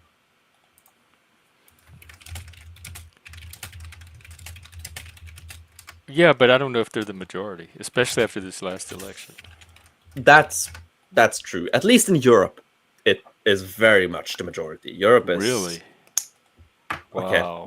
Now I'm probably exaggerating because I don't know all of his beliefs, but you get what I mean. Like his kind of character does remind me of a lot of normal people here. Although normal people here are less mean and more okay. You can believe that, but Oh yeah. wow, less mean. I'll take that as a compliment. Not lost. Joe moved. He's living in some other country now. I forgot what it's called, but he'll be here tomorrow, I think, for our episode. Pavlia land. I for a second thought he was talking about Joe Biden, and Oh, that perfectly fit in my mind because we were talking about like the mainstream oh and no, here, and he's I'm like, still around. yeah. But you know, Outlaws is a credit to your stream because it shows that even Stop people who are saying stuff diametrically like that. opposing. That's Do you what are you, want me to not tell you the a truth? credit? You're making the problem worse. I'm just stroking his ego right This is now. sabotage. But you know, that's sort of my character. I bash someone, I point out all their flaws and where I disagree, and then I emphasize the good parts, and usually the good parts way overwhelm the negative parts because if there were more negatives than positives, I wouldn't be engaging with them, you know. But so usually, you know, there's more good to a person or more That sounds value to a very person than it. rational. You might be correct there. You might be correct there. But to be fair, that opinion wasn't derived rationally. That is something I analyze after fact. Like most of my beliefs and opinions, I have developed through childhood, and now I look back and then just structure it rationally. I see, oh, I do this and that. I believe this and that. Why do I do that? And then I have the explanations. When I explain things like this, like I first bash your points and then I emphasize the positive and why the positive usually outweighs, like that's rationalization of my own behavior after the fact. Like emotional reasoning. I dislike the fact that reasoning is connected with emotion. I don't know. I just reasoning See, feels that's emotional right there. You just because you just don't like it. exactly It doesn't give you a good feeling. yeah. Because reasoning is, in my opinion, in my soul. Let's be as esoteric as possible. Well, reasoning to me is innately connected to rationality and consciousness, and emotions are not that. Well, it can be, but it can be a tool for reason. It can be, or it can use reason as a tool. But I don't think emotions themselves can reason. If you get what I mean, like, I don't know if I'm even arguing against your point. Maybe it's not important. So I Yeah, think that it's sounds fine. emotional. Is that going to be the new thing? Every time I talk, just Well, that's emotional, oh, that's intuitive, that's just instinctive. only because you put not it. It was until you pointed it out, and now I see it Uh, everywhere. Like I see you made your point so well that I can't yeah. stop seeing it. Well, that's how I am. I act intuitively, I act emotionally, and then I use rationality after the fact to either to understand it, and if it's rational, I continue with it. If it's not rational, I don't, unless it's important to me. Then I disregard rationality and just follow my feelings, because I think my feelings and instincts and my intuitions, they, in my opinion, generally take primacy over rationality. Not always, but generally. Like if I have if I come to a rational solution, like for example, actually a good example. Earlier today, I was playing chess with my sister, and I'm not good at chess, but I like to look as if I'm good at chess. So I'm like sitting in my mind and planning moves ahead, even though I know they're trash. So I have this rational thing I want to do. Okay, I want to do this and this and this, and she's gonna respond with that, and then I'm gonna win. I'm gonna check her king, and then I sort of just get a gut feeling. No, no, just move this pawn. Don't think about all that stuff. Just move this pawn. And you know, I would rather trust my gut than my rationality, and so I do, and I end up winning. Not that Oh I would have yeah, won I've either played like case. that before too. I know what you Yeah, mean actually. but that's just how I act in life generally. I am a man of my intuitions and instincts. I feel like I've said that single sentence so many times, but it's hard Now to emphasize more. I understand better now what you mean when you say you're not sure where you're gonna fall, like where your opinion's gonna fall when you start thinking about this Yeah, aristocracy thing. yeah, and especially considering when I talk again, it's not as if I have this planned out beforehand. I usually generate the opinions and ideas live as we talk, unless it's really big, or I've thought a lot about it before. Generally, it's all new. Like I tend to use my friends, and I consider you a friend, so I tend to use my friends to basically create opinions with them. I just bounce my ideas, and as I talk about it, I form my opinion instead of preparing it and then showing it to friends. Like I think most people would probably prepare an opinion or not talk about unformed opinions on stream, but I do. So that's who I am. Yeah, that's I somebody do. that all over the place. I don't know if that would qualify you for the aristocracy. You might be undermining your own standard by which you would Yeah. gatekeep the aristocracy. But at That the same sounds more like time, peasant thinking. my fundamental okay, how if I'm trying to rationally understand why I came to those opinions at that time, it's not okay. One part is, of course, I want to be a part of the ruling class. Why wouldn't I want to be an elite? Anyone who says they don't want to be an I don't elite want to be is the. either dead I've been tired of. around them and I can't stand those people. I do not want to. I would be horrified if I found myself like those one of those people. Okay, well, actually, Jeff, there's a major distinction between the current elite and just an elite in general. Like, but that's beyond the point. Okay, you can have that opinion. Probably some few people do, but I think majority of people would Does want. the intellectual elite count? I suppose I'm generally considering elite as those who sort of lead society. Their opinions go down to the masses. Their beliefs drive the What? nation. Their Wait, you don't think the masses have their own opinions? oh, they sure do. But I think generally they are similar to the elites, and it's okay. Maybe that is again something I'm unsure of. If the nation is driven from bottom up or top down.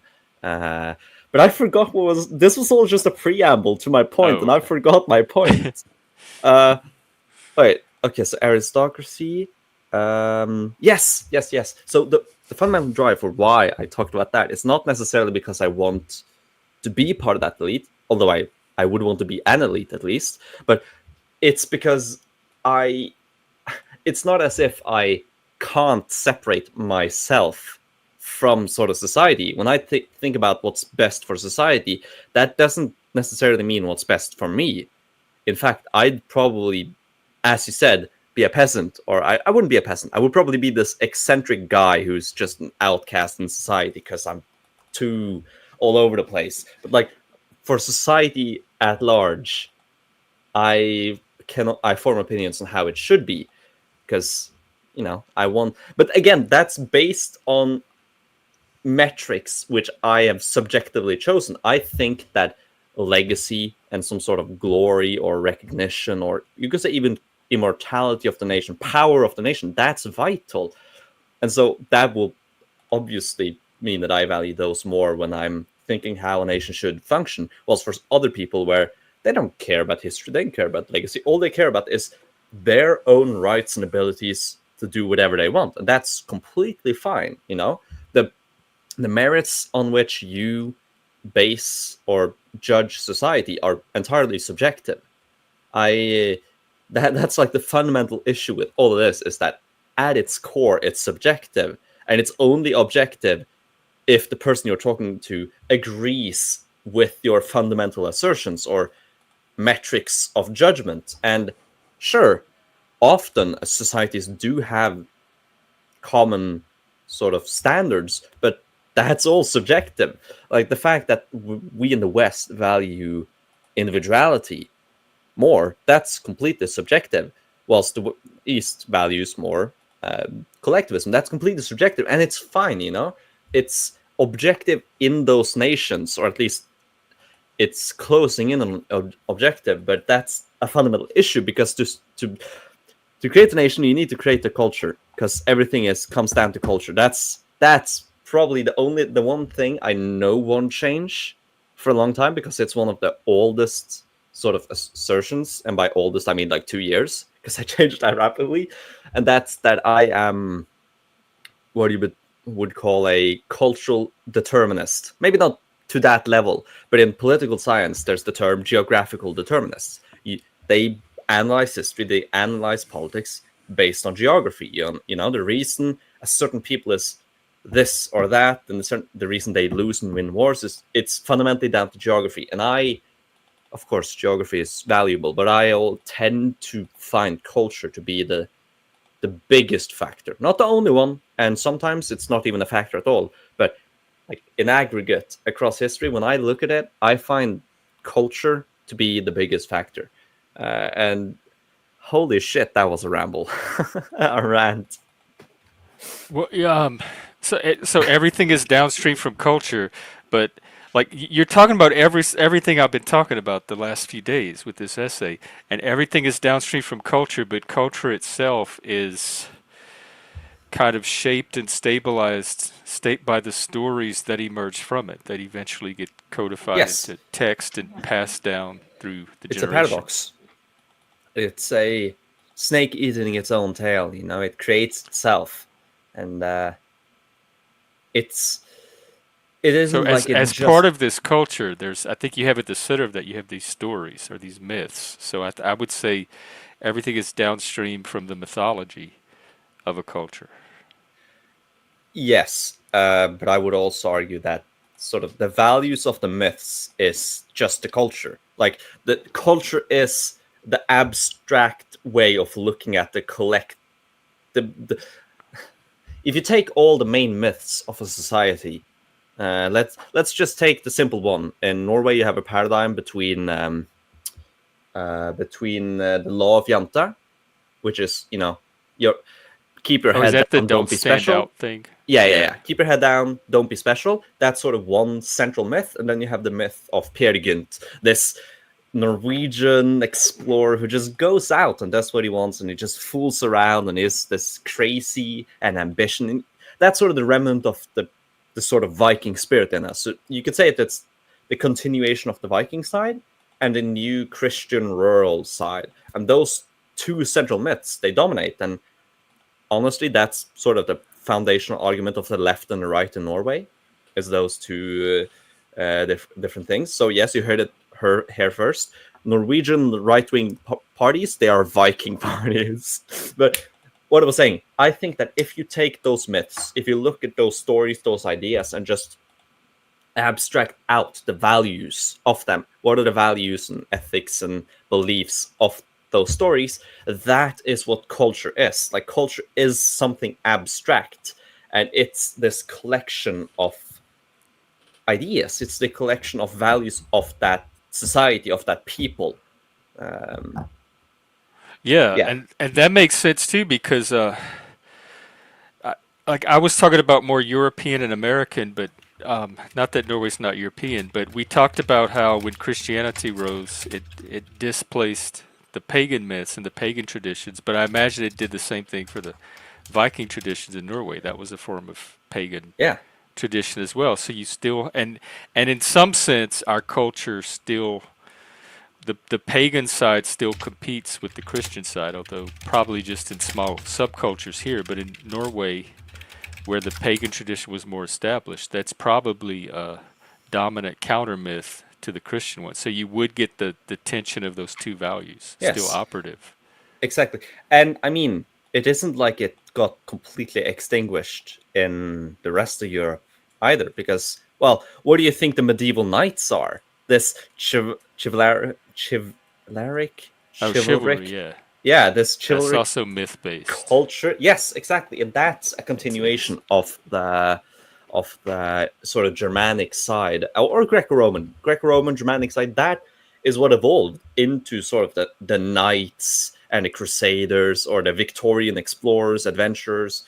Of course, I'm Christianity and Germanic beliefs and Greco-Roman beliefs, they merged into one, and it's just different aspects of the same thing. I'm not saying that there's I do think there's a fundamental sort of Western unit.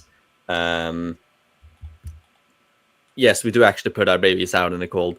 Um, Oh, to like he said it builds their immune system or something.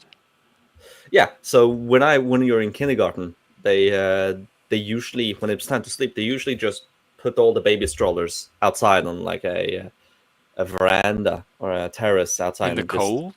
yeah, they dress them up, Are of they course. like wrapped up at least or Well, okay, our strollers are built like heavy duty heat insulators, but it's still cold. They still have like full negative 20, 10, 20 in the face. It's oh my god, dude, no. Is that the Viking side? That would be the Viking side. oh, it definitely is. That's yeah. Then, well, it does seem to have some benefits. You do it does activate parts of your, like, cold exposure does activate more of the what is it called, the opposite of rest and digest, because your cells have two main states, rest and digest, and then it's like, well, the thing where they sort of go in stasis and keep themselves secure, that state of the cells, it's beneficial for that to activate from time to time. But as babies, if you're just inside doing nothing but playing and laying, that state is never activated. What's in adulthood, it's all the time. You're walking out, you're going to work, you're doing heavy labor. But for babies, it's not. And it seems to have some positive effects to be exposed to that state of that cell state during childhood, during babyhood. What do you call it? During infancy. That's the word. Infancy. Yeah. I don't know if they did that with. I don't know what they did with us, Yeah. Well. but I got activated somehow. Yeah. And I'm not saying it's not like you will be abominations if you don't, like, if that was the case, then Scandinavians would be the only people alive. But like, it seems to be something that at least has worked. Okay, either it has no detrimental effects and it's just a way for caregivers to just keep the sound and noise and the babies away for a bit and relax, or it seems to actually have positive effects, and so they Or what if it's just like an subconsciously do it urban more. myth that got passed down and Yeah, that could be people don't completely question? be the case. Again, myth. However, Jeff, if it was detrimental, they would decently quickly, maybe in the span of 100 years, figure out that, oh, this is killing our babies. But since it's not, Well, it's it either, may not be doing anything detrimental, but Yeah, If it's not doing anything positive, it just seems cruel to stick your babies out in the cold like that for no reason. yeah, but now the caregivers get some relaxation time. They can rest a bit. Well, Well, actually, can't not can't really. they is there somewhere warm they can put them in rest? Like, is there a Oh room in yeah, the sure, house? inside. Does it have to be in the cold? And I don't even like You babies. I don't just even know don't why I care. understand us. You just don't understand us Scandinavians, as No, it's Norsemen. the no. I do when you explain the Viking culture. I do like if you tell me this is what puts them in touch with their Viking side, I would totally Yeah, understand. Like, oh, okay, yeah, yeah. yeah, I Well, I totally can't see. really Just say keep your that baby on the porch because I don't know, Jeff. I can't say that because I don't know. I am. because it's cultural. It's downstream from some kind of cultural mythology. That's Yeah, why there's it nothing to it know is. because that kind of knowledge is scientific, not the kind of cultural truths we're talking about. So it doesn't matter. There's no objective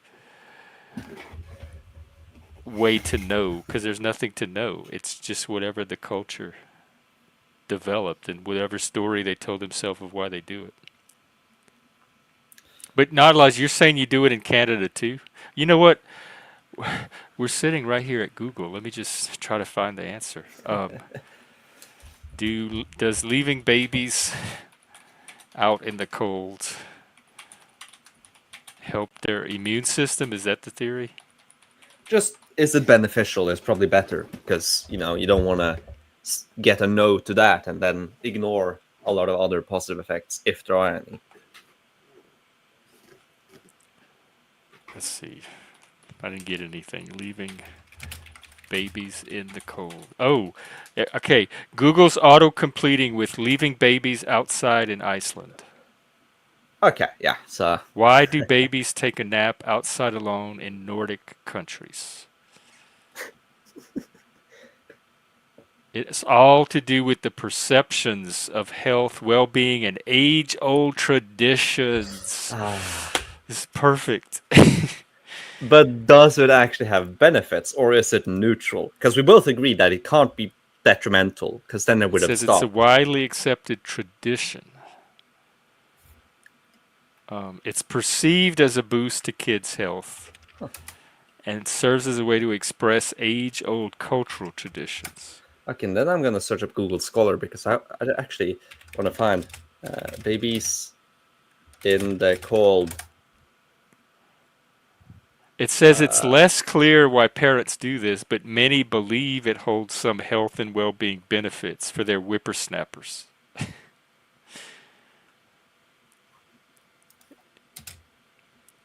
So parents report, it's anecdotal, they report that their babies tend to sleep longer when placed outside. I'm, I'm gonna I'm gonna search ChatGPT. I'm starting to Uh, think you're right. It's so that they can get a break. They're yeah, rationalizing. Let's see, BBC News, the babies who nap in sub-zero temperatures.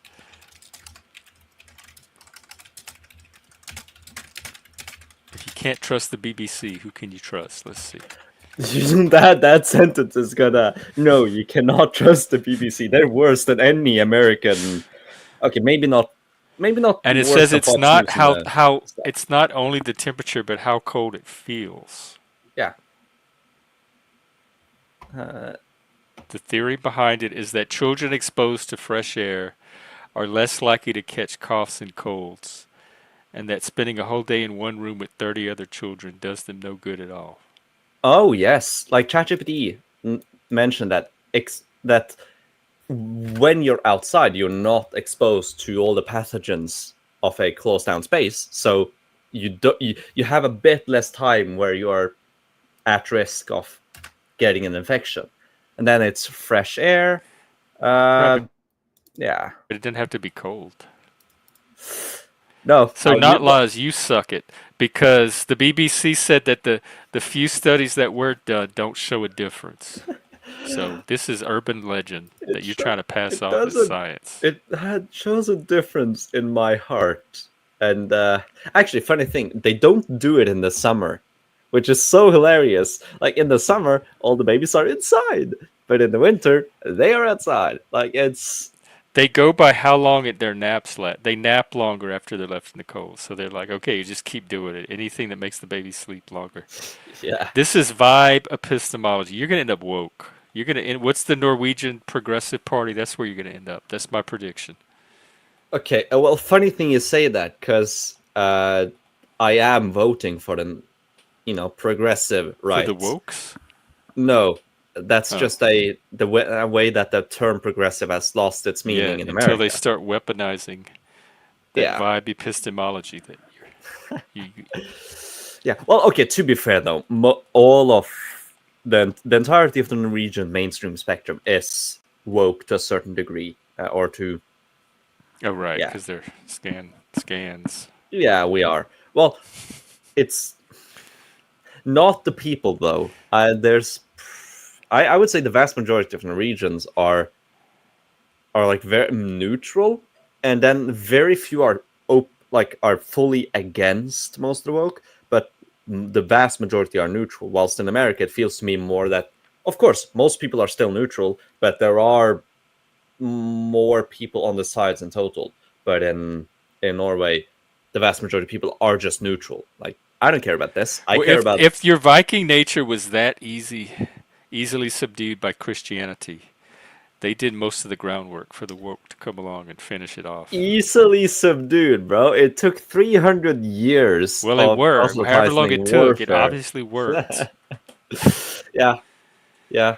Uh, Progressive right in Norway is like bisexual anarchist. Yeah, actually, the leader, one of the like, you have a wait. Is it her? Funny thing though, actually, the leader of the conservative right is a woman, and the leader of the progressive right is a woman. Like that, and the most of the previous right wing politicians have been women, which is a funny coincidence. And Because it's a progressive culture.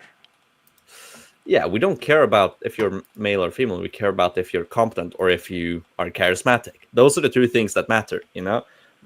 Hopefully, we should have both. But yeah, sometimes you get purely charismatic people, and very rarely do you get purely competent people, unless they are. Yeah, well, okay, it depends. I shouldn't mistalk, but is she? Well, speaking of cold and health and all that, keep talking. I'm gonna go grab another cup, and I'll be right back.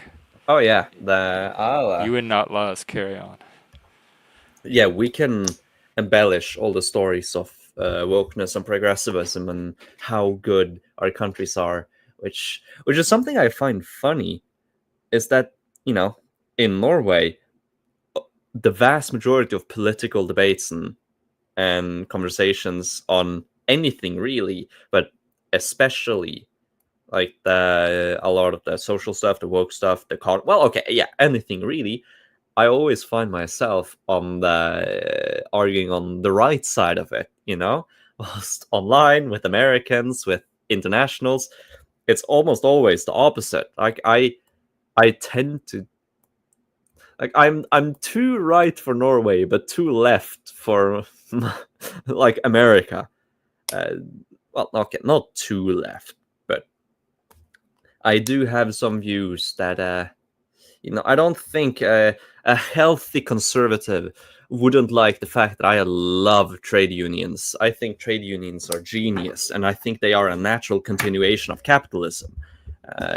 I'm pretty sure a lot of conservatives would or even now do despise me for saying that. Whilst in Norway, even my mild criticism, okay, not mild, my harsh criticism of the current way they're doing the trade unions or they're doing this and that, always put me on the right side. I would vote Trump. Yes, I would. Uh, we even had on the election night.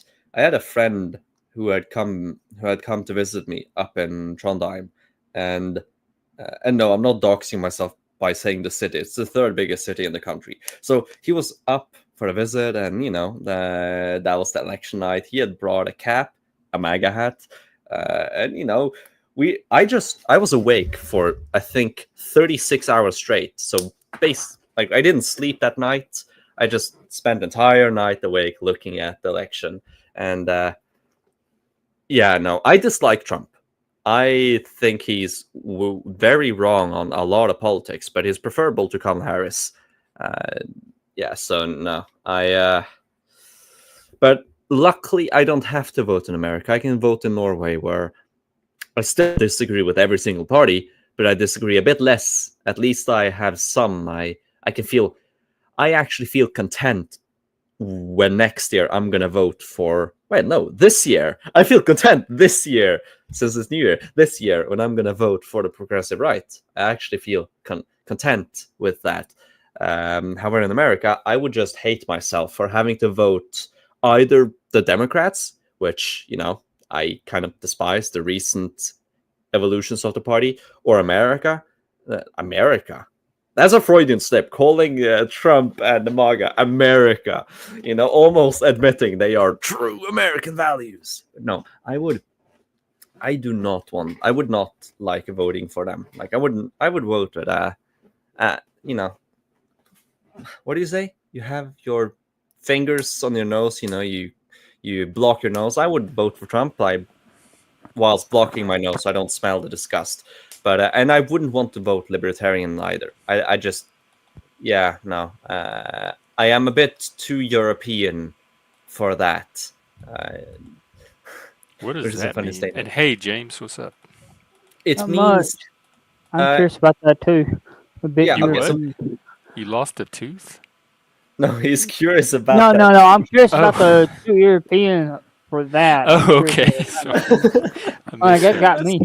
Yeah, what is like you're an adult. You can decide to vote however you want. What is your cuz I'm sorry, you're the vibe thing, the emotional Yeah. Okay. Well, reasoning. the reason is that as like the Europe is fundamentally okay, I shouldn't say fundamentally without thinking first, because that's a really important word to not But misuse. you don't But just go with your emotions. Don't think yeah, about it. Mentally. Europe generally is very statist. The state has been the center for millennia.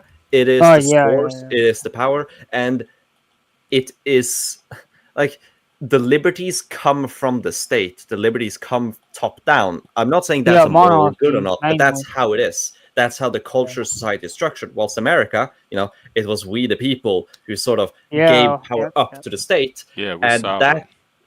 that makes America uniquely sort of compatible with libertarian philosophies, whilst Europe is not uniquely. Europe and the rest of the No, world is not uniquely incompatible with a lot of libertarian philosophies, because the state is a given, and yeah, I do really like a lot of the ideas of libertarians. I do. I think the state should be efficient. I'm not saying it should be small, but it should be as small as possible whilst retaining its capabilities. Like, for example, currently, the Norwegian welfare state, it delivers the same quality as Sweden and Denmark, but it takes 30% more people and roughly 30% more money. So it's 30% less efficient than, like, I don't know the exact values, but there was like something in that ballpark. Like, I want the state to be efficient and capable and as small as it needs to be, whilst a lot of libertarians is, just destroy the state and keep what little we still want. That's sort of the general philosophy. And so libertarianism is not compatible with Europe in that regard. Like, you won't see that rise. I think you would need an actual, like, continent-wide revolution where it's the people against the government for that to actually work. So yes, that is my reasoning for why libertarianism is not compatible with Europe, and why there's no parties which advocate for that opinion. um, I'm not sure if it's okay for me to announce here, Gen X Jeff, but I have a actual interview coming up on Tuesday with a conservative libertarian on my channel. Oh, So if you want, okay. so Who? so if you want to check it out, Do. I don't know how you say your name. Here, I'm gonna drop you a link. Who's coming on? Um, it's a guy named Philip. He goes by how do you? I don't know how you say his name up on um here. He got a funny like Greek looking name. Um, I think it's like IPHI when you translate it to English. Don't tell me it's iFi. I I think it's iFi. Yeah, I think that's. No, not iFi the YouTuber He's a YouTuber. Yeah, iFi the with the YouTuber. He's a seashell. He conservative. has the seashell avatar. Yeah, the Oh, seashell. okay, Yeah. yeah. He got his start on this channel. Oh, he Where- did. yeah, he used to come here all the time and Hmm. advocate for his little conservatory utopia. Well, I mean, not. He's a Christian libertarian. Yeah, So, that's him. I like iFi actually. We don't uh, we overlap in some areas. I don't agree with his little utopia thing, but yeah. he's a good guest. He's gonna give you some good conversation. Yeah, I'm gonna do some research on libertarianism because I do have a pretty basic idea of what libertarianism is, but I don't know a whole lot about what the history of libertarianism. But I'm There's gonna do a little bit of different research strands too. to give me some questions to use. If you're in the Discord, there's a guy named Nathan, who's I think he's a libertarian, and he'd be able to give you a really good, intelligent background on true libertarianism, and then all the different strands of it that people go by today. Yeah.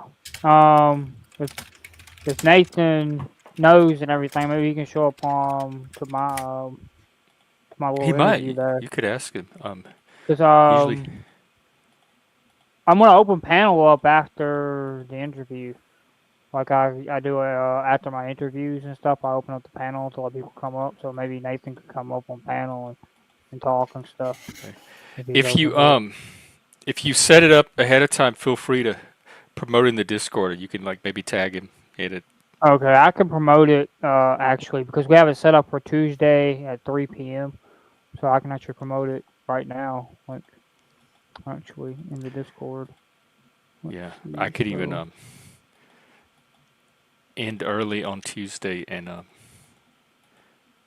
we could all go over there and watch it too. All right. Is it going to be like like with you what you did with JC, where it was moderated, like a formal interview? It's just going to be you and him. Yes, me and him, and then once we go about 2 hours, or if we get to the point where I'm finished with all the questions and I have pretty much all the questions done that I have, I'll open up the panel. I won't shoot from 2 hours because I think that's going to be a pretty good spot to go for. And if I have any more questions past that, maybe I can set up another interview with them. But and everything because I'm trying to get a little bit more formal with my interviewing style. I'm working Oh, on it and like, everything. because I think you do pretty well. Eh, Yeah, but I kind of let my guests, as far as the interviews, ramble on a little bit too much, and I need to get better at getting a little more Oh, yeah, I can do that too. formal and keep it on topic. Um, if I'm not Well, tell him careful. that his old pal Gen X Jeff says hello. All right, I'll let him know, and you can let him know as well if you show up on in the chat and everything, because he'll be able to see the chat and all. So. You can ask him about because one of my resistance to libertarian is how authoritarian they are. Like it's going to take a lot of authoritarianism to pull off their utopia. And in iFi's, he doesn't allow you to be friends with certain people. There's certain people that you're not allowed to call or talk to on the phone. Like he had all these really authoritarian rules, and I'm like, damn, this is liberty. That That don't sound like libertarianism. didn't to me Like, either. what kind of He form said of I libertarianism could is be that? friends with them outside of the community, but if I'm in the community, that there's certain associations I'm not allowed to have at on site at the community. I said, I'm a grown adult. Nobody's going to tell me who I could talk to or who I can have at my house. And he's I like, think well, in my community, we get to do that. that's. I don't know what kind of libertarianism he has based on that, because I'm pretty sure the idea of libertarianism is very limited government. Yeah, in fact, let me try to find my earliest stream with him, and you can get a good idea of what you're in for. But let me see. What part would I have to? What part would that be under to promote it in the Discord? You could put it under share your work, or Okay. even the politics channel if you wanted. Okay. Is it okay if I put it under both? Oh, yeah, sure. Okay. And the best thing to do, you could do it like now ahead of time, but Tuesday morning, like either as you're about to go live or an hour or so before, I would drop it again, just as a reminder. All right. Damn, I can't find his original appearance on my show because I wasn't tagging names at the time, but we had several conversations. He used to hang out here regularly.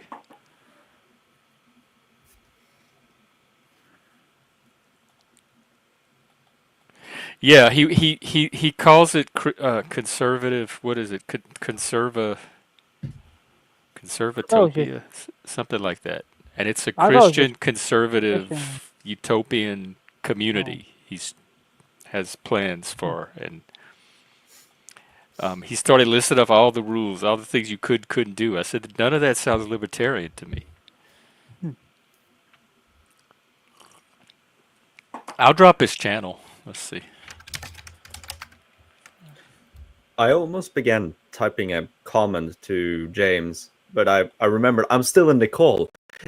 If you're gonna if you're gonna like really catch up on libertarianism really quickly, there's this YouTube channel called Me Ezekiel, which has I don't know if it's a 2-part or 3-part series on libertarianism, which is amazing. It's you should watch it. He's a decently big YouTuber too. Call me yes. I should hold on a minute. Jeff is probably adding the link in the stream as we're talking, I'd imagine. Oh no, I don't even know about this person you're talking about. Okay. Could you put it in the back chat? Yeah, I can see if I can send so it seems to be 2-part. So that's 1, and this is 2. It's very, you could say, Gen Z in the way it's transmitted, but it's really really high quality. So like that's how I began understanding libertarianism, and I'm not pretending to say I do understand I it might perfectly, even but take a look at it myself. Yeah. Here, Yeah, I'll you have both of them. I'll put it in the Discord too. yeah, and he also has an excellent video on libertarianism versus liberalism, which I think is one of the best videos I've ever seen on like politics. I'm struggling talking whilst trying to search up the video. Okay, that's the channel, and then liberalism. Wait, hang on. 150 days, Let me process this for a second. Not like you've been in this chat room all day long. Were you having car accidents while you're here on stream chat with us? Okay, and if it was earlier today, are you okay? Like this, I'm having a lot of dissonance. I mean, I'm sorry you were in an accident. My heart goes out to you. Despite, see, I don't know if that's the heart part of me or the rational part of me, but I'm sorry to hear that. But I'm astounded that you're up here chatting with us all day long like nothing happened.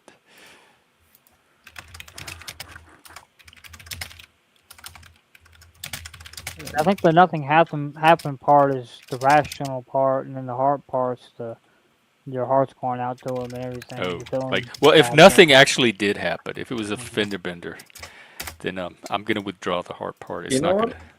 I'm Yeah, feeling I mean, a helpful, so I'm gonna find more fender videos. bender ain't that bad. I've been in a few fender benders. It ain't that bad. It's when you wreck like in a ditch or something.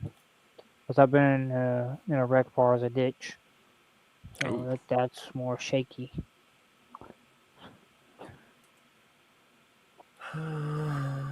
Than the like two fender benders that I've been in. Okay, I have a few videos on liberalism which I think are good, but I haven't watched in years. I actually don't know if if if they are good, but I think they are, and it might help you with this one as well.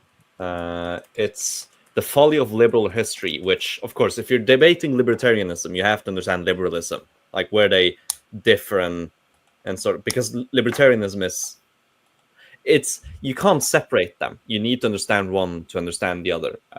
So yeah, that fourth video. I feel like I've sent you a lot, but that's okay though. This is foundational. This is good stuff. I'm gonna put in yeah, the Discord. Other people can I benefit should from it. actually watch those tomorrow because it's been a while. Uh, yeah, I almost forgot this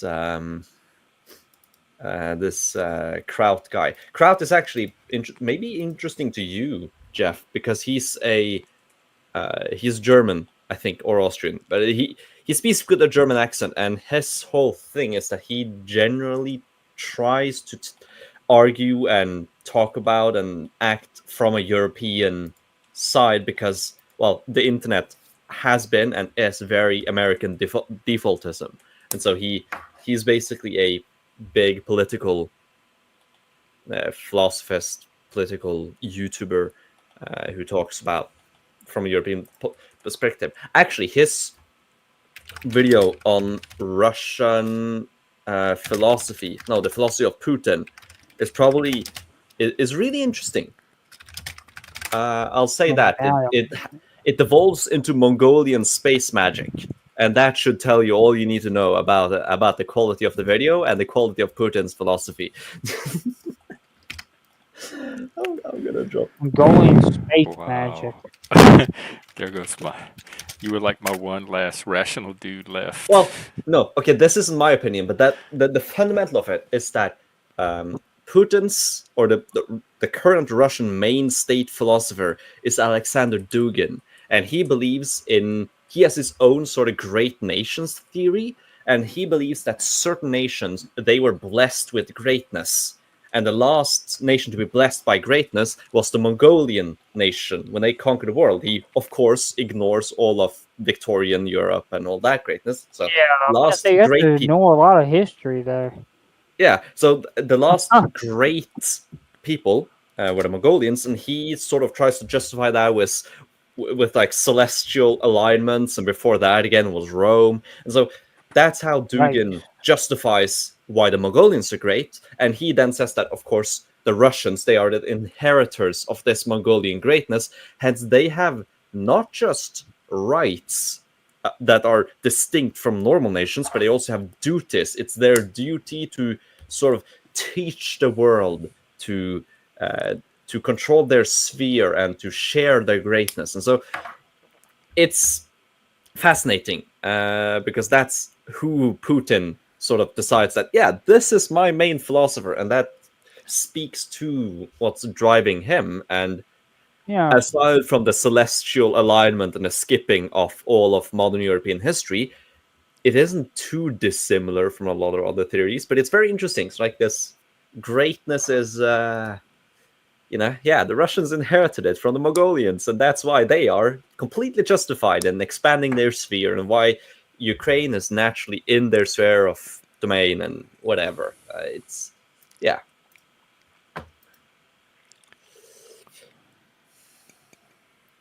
the mental gymnastics you have to do to justify that.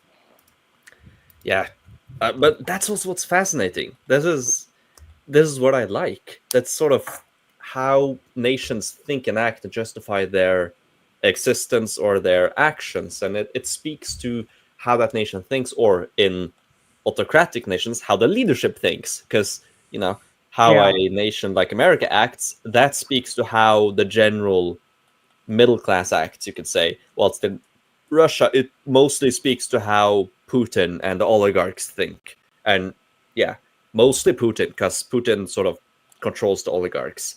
That was his rise to power, Yeah. is that he Putin. fought with the Putin's the oligarchs and he real won. man in charge. Yeah, he's the only man in charge. Like, it's really Yeah. funny how until recently he just flipped between, now I'm prime minister, now I'm president, now I'm prime minister, now I'm president, because he couldn't, like, the term limit meant that he had to resign from time to time. But like, he'll just switch, now I'm president, now I'm prime minister. Everything changes. See this other guy, he's the president now, he is the main most power. But now recently, or a year ago or something, he's just changed it that he can sit for like 20 years more, and he's going to be dead by then. So uh, his his position is secure, his reign is not, but his position is, at least. And by that I mean that, he'll remain president for as long as it's Russia is not collapsing, or yeah, you get what I mean. Well, Russia has its ups and downs. Yeah, That's it quite it does. natural for Russia. That's sort of the thing with Russia too. It's sort of, actually, there's a really good, comparing Russia and America is probably the greatest comparison you can do between any nations, because they both in their origin story had a choice. For America, that was of course the revolution when they split from Britain, whilst for Russia, that was a few centuries earlier when they began expanding into the steppe. And it was sort of this combat between the Russian core autocrats and the free people Cossacks, basically Russian cowboys. That was sort of the main cultural battle. And while the autocrats Yeah. won, whilst in America, the royalists lost. The British colonial elite, they lost, and Yep. well, the You got quote kicked unquote out. cowboys won. And you can see how the nations diverge, because both are, they started out with decent populations at the edge of basically unexplored land, and then they got huge population booms, and they could just spread out infinitely. But in Russia, it was the autocrats who dominated and won over the Cossacks, whilst in America, it was yeah. So it's interesting. In an alternate universe, Russia would have been, the America of our timeline, and America would be this autocratic shithole. I don't think that's likely. They'd probably be like Canada, but same shit. Well, I think Russia has a difficult time with all that snow. I think that's why it can't really get ahead because it has way too much snow. No, we So have snow, and Siberia. we're the richest per capita in the West. So no, snow doesn't. Snow isn't the issue. It's okay. Well, it is part of the issue. It means that it's more difficult to develop. But I think the fundamental issue of Russia is, I'm not agreeing with Dugin, but I will say they had a major inheritance from the Mongolians, which is the autocratic, exploitative ruling structure. And Yeah. they got the sort of way to rule, the justification for existence, or not that's different. No, they got how the state should function from the Mongolians, and then the Russian people, subjects of the Mongolians and their barbarity for a century, they had such a severe, basically cultural PTSD from that they needed a strongman from that point onwards. The Russian people, they always needs a strongman at the top to to keep the Mongol hordes away. And you can see that Yep. now, like they're talking about Ukrainian fascists and Western imperialists. Like, that's why they still genuinely support Putin, or at least something like Putin, because that's ingrained in their culture, this need for a strongman, and Yeah, that's an they're inheritance of the aristocratic Mongols. by nature. Yeah. Yeah, and that's an inheritance of the That Mongols. are like some sort of a form of like um like dictatorship or something because because you had like Stalin and everything, Yeah, and all that. authoritarianism is inevitable in Russia. Like, just Russia, look at yeah, what happened in the last years of the Tsarist regimes. Like, finally, the monarchy is beginning to transfer power to democratic institutions, to the, what is it called? The Dumya or something. Finally, it's beginning. You know, the economy is liberalizing, a few rights are being granted. And then, boom, that's when the communist revolution happens, and an extremely yep. autocratic nation takes. And then, at the end of that, Gorbachev, he starts giving out liberties. He begins, and then And boom, then it boom, collapses. And then Boris, he tries a bit, and then nope, right back to authoritarianism, Putin. Like every single Putin, time yeah, they're opening up, Putin it's put it right just back right where Russia's gonna stay at authoritarianism. yeah. I mean, it just, I don't know. Russia just can't seem to become a. It seems like a lot of countries in the old world are like that. They can't seem to become like democratic or like some sort of Yeah, but representative they kind of they government. didn't have a founding myth of democracy at their origin like the European Yeah, Western nations like did we either. did. Yeah, Well, okay, I wouldn't say democracy. I would say individualism. That fact that the individual is the core unit of society, and the reason for existence of states has was shifted to be justified by this protection of the individual and their beliefs and their sort of existence. Whilst in the West, it's all about this clan, the family, and your existence is justified as a part of the clan, and then as the wider nation. Like, it's in the West, you have to justify the state. In the East, you have to justify the individual, and that's a fundamental issue, not issue, but separation that goes back, I would say, 1,000 years, because I would say the beginnings of, like, okay, Europe has for the most part always been more individualistic from the very beginning with the Mycenaean Greeks in the Bronze Age, but it really began with the Greeks in the classical age, then quite a lot with Romans. The Germanics were very egalitarian, also quite individualistic, and then that combined with Christianity, it's personal. You have a personal connection to God, like it's guilt instead of shame, and this God loves you. He doesn't love the nation. He doesn't love the group. He loves you. And sort of all these forces in the West combine to give us this individualistic society, whilst in the East, you don't have that at all. Maybe you have one or two influences that would push it that direction, but you don't have this combination of like four different sources of individualism that you have in the West. And that is fundamental to justifying the state and the nation, the culture But I by think like individualism and democracy go hand in hand. Democracy is yes. the myth that informs and sustains Mm, individualism, and that it yeah, and develops Oh no, I individualism would say is within. opposite. I would say opposite though, but it would that's the same thing. That's just semantics, the direction we think about it. So yeah, we do agree, Jeff. I just think it's the other way around. well, well, That individualism, in my opinion, is stupid because we can't really be individualistic. We always require other people to help Well, us. if if, sure, but if I that could if I could chime in, yes, of course. I would say logistics, because where you are is going to be familiar to you, and what goes on around you is going to be familiar to you. It kind of really does become that heritage thing, whereas where you are is what you're going to do. And as that has evolved, that we have these governments that they either get along or they don't get along, but we all need something from somewhere else, or we want something from somewhere else, and it's not happening in my backyard, so somebody else has to do it. it. You know what I mean? So the individualism makes sense, but so does the get in line make sense as I well. th- I think okay, I think it's also important to add that individualism is not just, oh, it's the individual that matters, but it's this idea that the fundamental unit of society is is the is the individual, and that Okay, actually, it's better if I just explain. We go have a history lesson.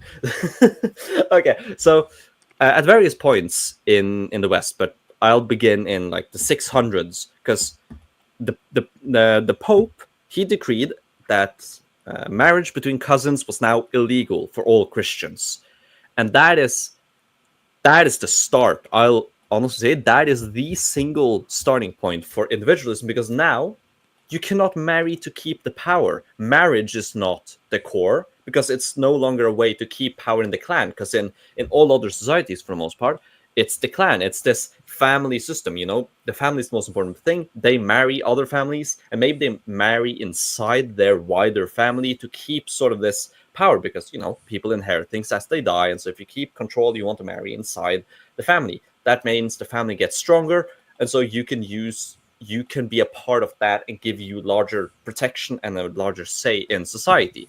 Just look at royal lines. The only part of Western society where family was still like the greater family was still and super vital. Those are the only parts which still practiced in that sense, whilst most of the peasantry and the rural folk, due to that decree by the Pope, stopped cousin marriages, and now it's no longer possible to just marry to keep power in the family. You have to actually work for it. You have to select. You have to find your friends, collaborate. You have to go out of your own little bubble to actually have a functioning society, and that fundamentally is meritocratic in a sense that the other one isn't. That because now you actually not only do you have a wider pool to select from on who you engage with and work with, but you can also just do whatever you want yourself, because you are sort of the unit of society. You are not beholden to your family. In fact, in England in the 1200s, the king or someone in government wrote a law specifying that no parents can force their children to sustain them in old age. Like literally in the 1200s, over 800 years ago, there were laws in place in Europe so that individuals were free from the burdens of their families, so they could actually act as individuals and go out and find their own connections and follow what they themselves want. And that is the fundamental difference. That how do you operate in society? Is it from the person and the connections they form, or is it the person and the connections they are born with? Well, But even the Greeks had concepts of individuality. Yes, So yes, yes, yes. I would trace it back way before this one king.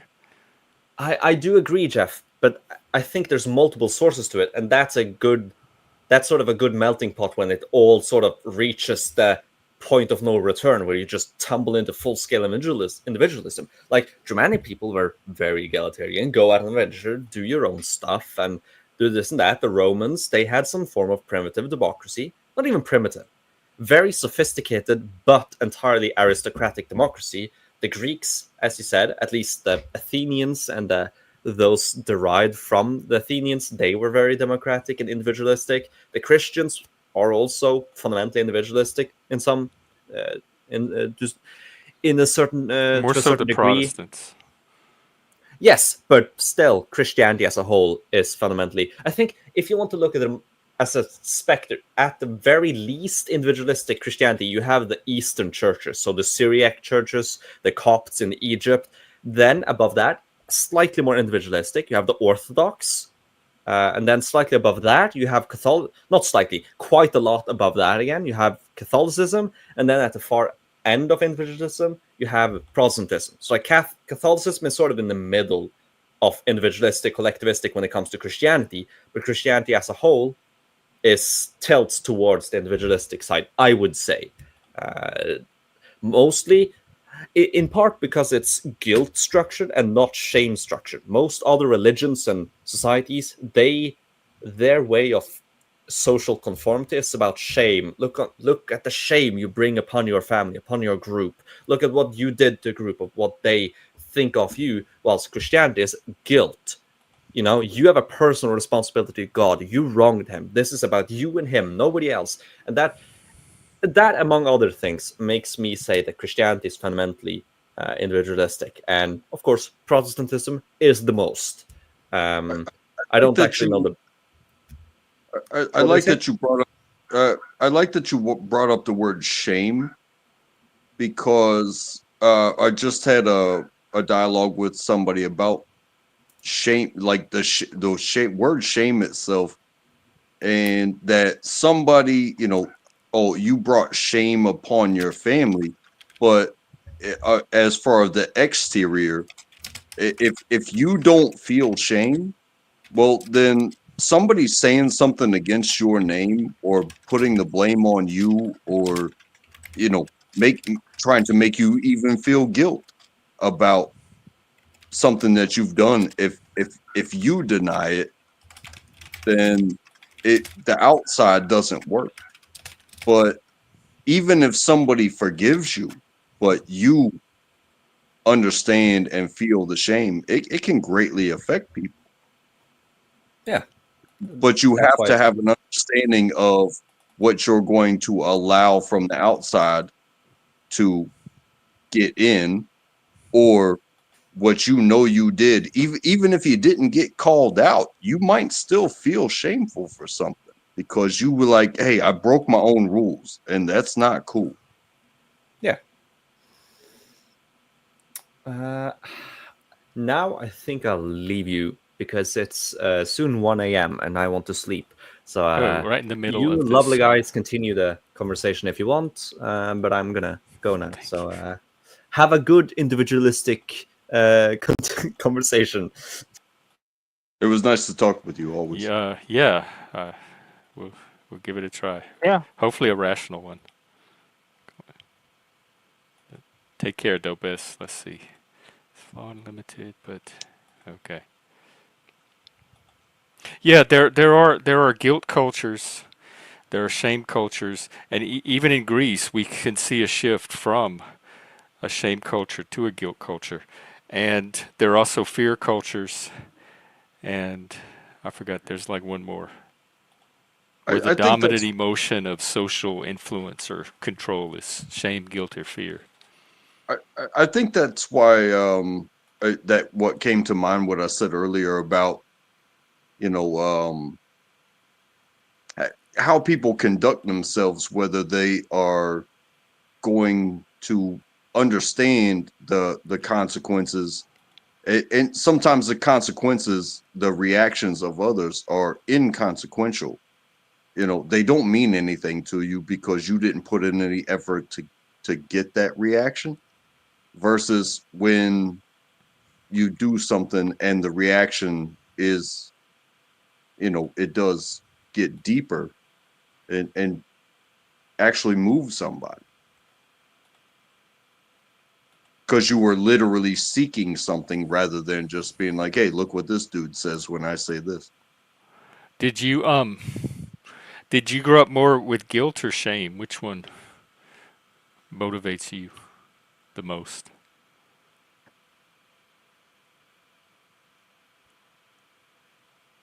That's a tough one. Because I grew up in I'm But Catholic. I grew up in a guilt culture. Shame doesn't work on me at all, but guilt does. I I can say have to that feel bad about what I did for me to do anything about it or make any kind of change. Just the fact that other people don't think I should have done it is not enough. yes, exactly. And that's why I said, like, even if somebody doesn't call you out, or you're not necessarily guilty of anything, but if you draw your own rules and then you break them, nobody sees that but you. Yeah. And that's what I mean by, like, boiling it down to shame, when, like, you actually feel bad. And some most times it doesn't matter if it's work or being in public or whatever, traffic. Yeah, the government's got rules. There's camaraderie on the road, but you know what? Fuck you. I got to get over it. I'm not going to feel bad because I cut you off necessarily, but hopefully I did so in the safest cutoff ever, because I'm not, trying to cause an accident, but yeah, I'm not going to feel shame for that. I might be guilty of making you mad because I cut you off. It was a very short distance, yada, yada, yada. But no, I'm not going to it's not going to weigh on me for a week. I think the difference is the locus of motivational change, whether the shame is like people can shame the guilty, but that doesn't mean it's going to do anything to them. It's not going to create any kind of behavioral change. And there are people that don't feel any guilt at all. The only way they're going to change is if they experience public shame from other people. And if there's no one around to shame them, they're going to keep doing what they're doing. Guilt is more internally driven, and shame is more publicly driven. How you appear to other people, how you come across to your social group.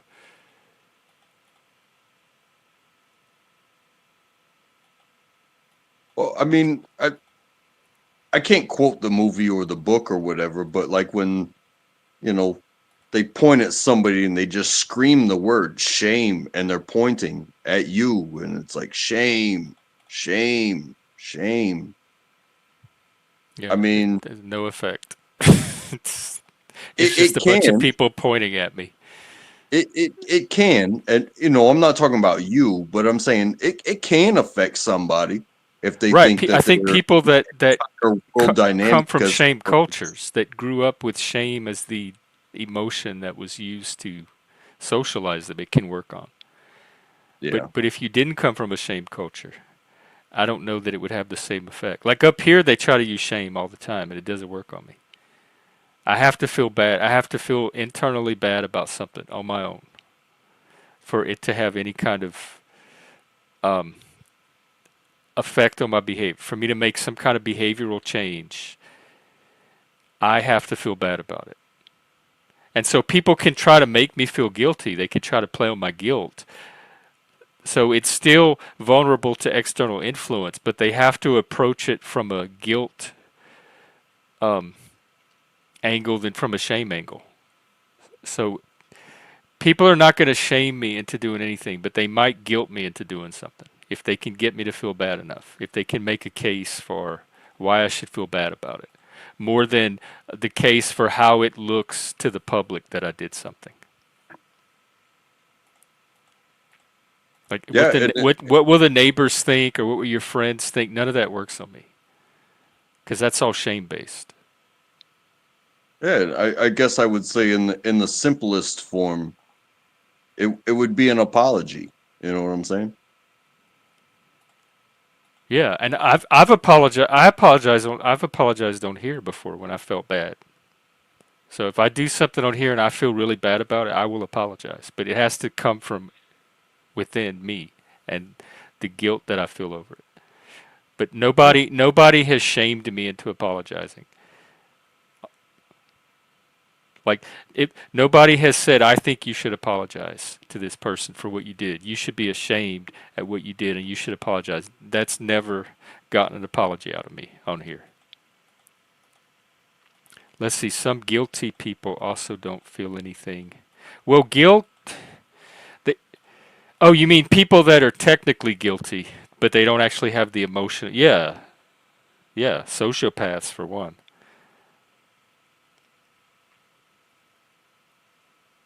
Because Well, there I are mean, people that can do things. They can lie, they can steal, they can do all kind of things and not feel guilty about it at all.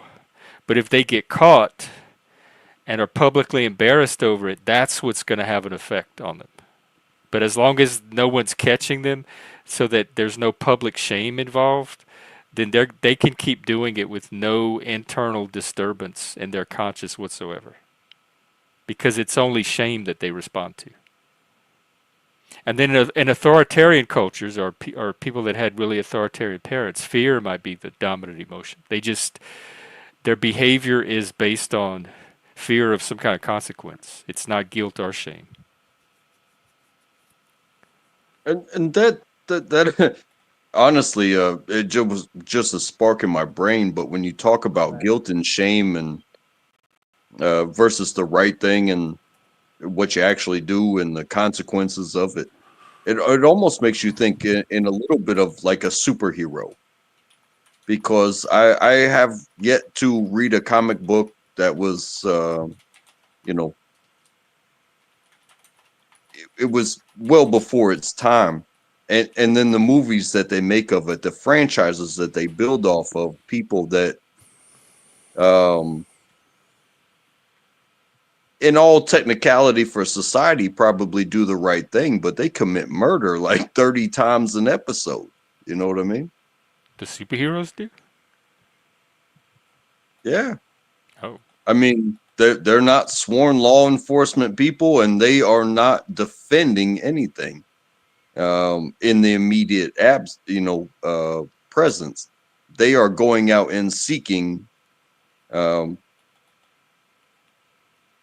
to, okay, it could be most definitely bad activities, but they are going seeking that as individuals, and you know maybe because they did such an extreme thing for the goodness of society and the safety of people, um, the law doesn't goes so extreme as to investigate. They just know that a problem was stopped. Now, the superheroes I grew up on, they would just arrest the villains or hold them till the cops got there. So in modern day superhero movies, they're just murdering the bad guys on their own. Well, I'm just saying, use Spider-Man as an example. That's That what I was thinking of. At least in the cartoons I grew Spider-Man up with, like Spider-Man works for, as his civilian self, a photographer, as contracted for the the newspaper that he works for. I can't remember. Um, Right. the Daily uh, Planet. Was it Daily That was Planet? Superman. that Oh, was Superman. Daily Globe. Um, I forget Damn, what what was it? I used to watch the I forget cartoon what all it the time was because because he had that ball. Was it Mr. Jameson? But but to get to the point, like you know, he felt some sort of way. Yeah, I think he felt. Daily Bugle. I think he yeah. felt. I think he felt shame, not necessarily. I don't know if it was shame or guilt, but being able to do nothing while Ben got murdered, and then he turns into Spider-Man, and he has this feeling inside of me where it's like, well, the general public did nothing. The police did nothing. Um, and so he goes and, tackles crime on his own. But the company that he works for as a civilian is printing bad news about him. They're saying this is a menace, this is a rogue, this is a this is a that. Yet at the same time, he's stopping equal powered monsters from just absolutely terrorizing the city. So nobody's actively like, oh, let's catch Spider-Man, or when we see Spider-Man, but it's only the super bad guys that ever come encounter with Spider-Man.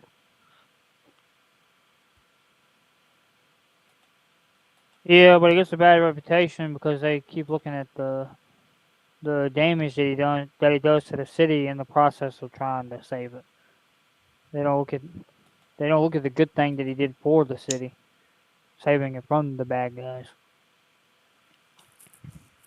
as a result of the newspaper and its propaganda. I do look at a lot of those things, like you said, propaganda. I do look at a lot of those things, especially from the American side, that are propaganda for, hey, whatever you see as a big monster, you be part of the effort to destroy that monster. And when you see, especially back in like World War II days, the propaganda posters always put whichever side they were on, they put this horrible picture of something that was being conquered by the representation of their country. Yeah, and they enlarged what they'd consider the monster and then they'd make their country smaller and everything on the posters. I think it was, or was it the other way around? Maybe the other way around. Their country bigger and the whatever they considered the monster was smaller. I've seen the posters you're referring to and everything. It's just been a while. Well, even the it was a propaganda poster with the what is it, the female with the red bandana around her head holding her. Yeah, you can do it or something like that. Oh, like Rosie or whoever that I think it's Rosie, yeah, something like that. was that And Rosie Back the in honestly, World War Riveter. II. That was and propaganda to honestly, say women were really Yeah, that strong was and the beginning of powerful. female empowerment. They should have. Empowerment, yeah. I could have done without her. She looks tough too. Actually, I wish women were as tough as Rosie looks in this picture now, and not all these delicate snowflakes crying offense everywhere. Looks like Rosie could handle a comment or an insult or the wrong pronoun and be okay. Yeah, but women are not really that way, though. That's Bring just, back Rosie. Oh, so you think Rosie's a myth? She's more mythology than that's fact. fantasy. I mean, there's some women that She's an can do ideal. that, but generally women can't take what Rosie's supposed to be She taking and looked everything. mean. She's not.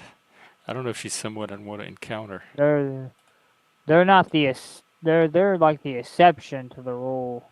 It's like what Rosie's supposed to be, but generally it's not the case.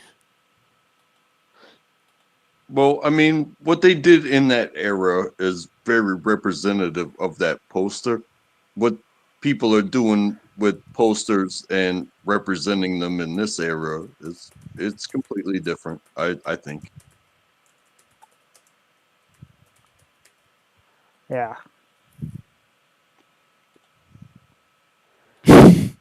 people are pushing way too much propaganda on both sides. Not as I'm sure there's streams you could go to right now with women complaining. So you just happen to be on this stream. Who had to go Yeah, to work during war. So like they had to like take on some of the man role while the men were away. yeah, So they needed yeah, an 'cause- image that because she does look manly. They pulled that off, which yeah, shows that they those roles are associated with male. It's like why can't they put her with like lipstick and a bow and high heels? because Because it they wanted doesn't. to Yeah, associate it with the manliness of that role. Well, yeah, have you ever heard that Sublime song where they say fucking and fighting, it's all the same? I have not, but I've said that myself before. So would huh. you rather have a formative opponent? Like even if you are a man, I don't know how people consider themselves, but even if you think that you're something and you're worth it, would you not want a formative opponent to fight or fuck with? I don't want Rosie. Not I maybe to fight with, but not to copulate with. Yeah, men don't want masculine women to have kids Do for. you like well? But actually, I like yeah. The male version of Rosie maybe. I am looking for a daddy, but I do need a guy that can handle me and um Yeah, because yeah. I don't want a delicate, you're yeah weak, you feminized sway type that of way. guy. Yeah. Like So you're right. I need somebody I can do both with. I, hey, I feel like I can do both with my partner, uh, but at the same time, um, you know, I think what do they call it? It's like golf. Like I'm gonna give you a what do they call it when you're allowed to do more because you suck. Oh, like oh yeah. Because I get that all the time when I play putt putt, where they wave. You meet the par or whatever, and then you get waved on. What's that called? Is it handicap? It seemed like there's It, another word for it. Yes, no, you are right. It's Oh. handicap. Mulligan. That's what I'm trying to think of. Hey, Zach. Yeah. Yeah, a mulligan's when you take it back. A handicap, I think, is when if you shoot enough rounds that you're always +7, uh, then your handicap will be +7. So if at least when I bet you $100, you hit +7, and I was a +1, and you got +6, and I got +3, you win. You know what I mean? But when you deal with people, uh, sometimes it's a learned thing, and sometimes it has to be an instant thing. But you have to judge your own handicap um, in situations. And hey, marriage is a long thing. It's a commitment. yep. Relationships, and you get to know people, and it's like um, I'm gonna put my hands on you, but I'm gonna do it in this way at this method because it's better for you if I do that. Are you? Whereas, Are no, we? it's a real thing. Sometimes, and she has the handicap. So if she comes at me a bit hard, I I better get my eyes straight and say yes, ma'am. I swear to God. It's like Rosie. Uh,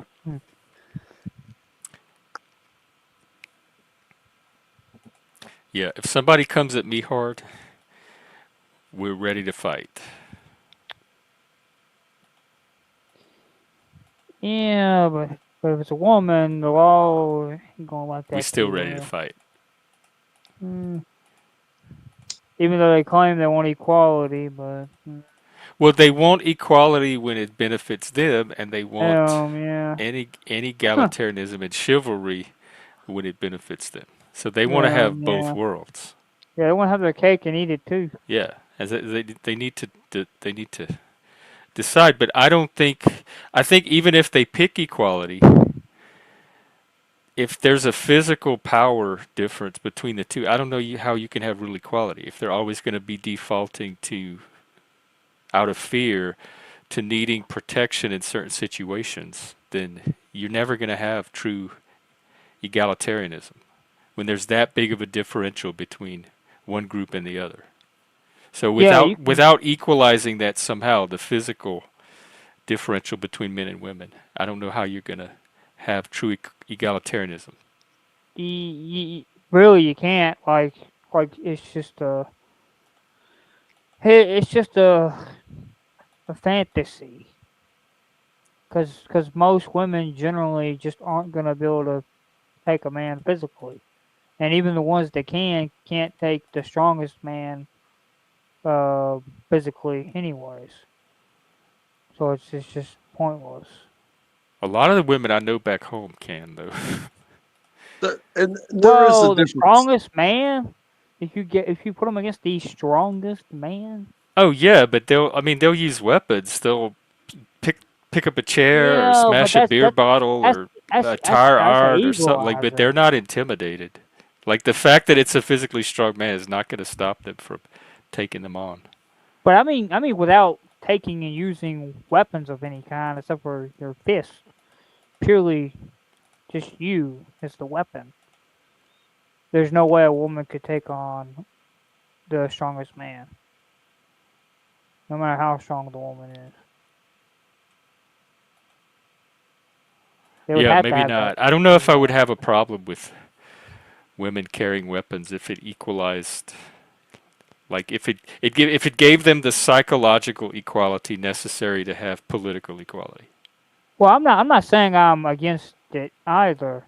I think women should be able to carry for sake of protection. Everyone should be able to carry for the sake of protection, men and women alike.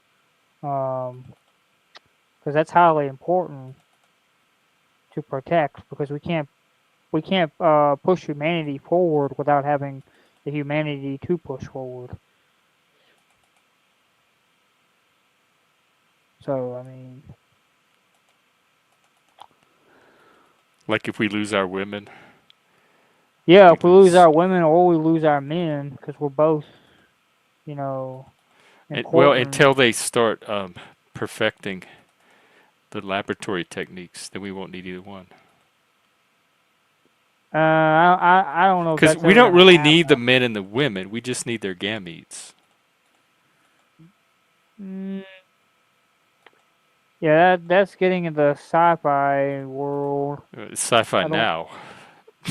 I don't, I don't, I want to have to wait till it's reality before I can. I mean, it's a fair argument that Um, as long as you can create after you've created before, and I mean, AI is already copying people's faces and backgrounds and everything, and creating things out of nowhere. To think that eventually we couldn't just be eggs in a sack that get force fed information very quickly, and as soon as we are capable, they involuntarily extract what we are capable of needing for the next. It could be completely natural, except for the human interaction that creates too many that can't be taken care of. So they can measure the amount of productivity of what needs to be done and the productivity of how they do it. You know what I mean? And technically, I don't even know if you need the gametes. You just need the genetic information. And so if an AI can simulate that somehow, you may not even need the physical gametes. it's like a dystopian future. Well, Like, if there hasn't been a science study of how far we will boil something down as far as we can get it, uh, when we are long and far gone, the robots will say, "Hey, how how small can we find to make things different than they are now?" The different than it is now it is always going to be in everybody's mind, and that's what the AI is doing, because people like you and me are questioning what is different than now.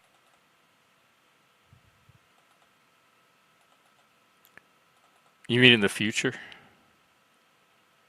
Well, I mean, that would be different.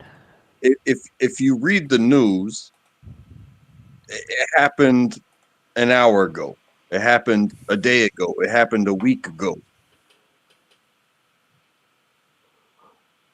But how much does that make you? And I think it goes back to the faith question.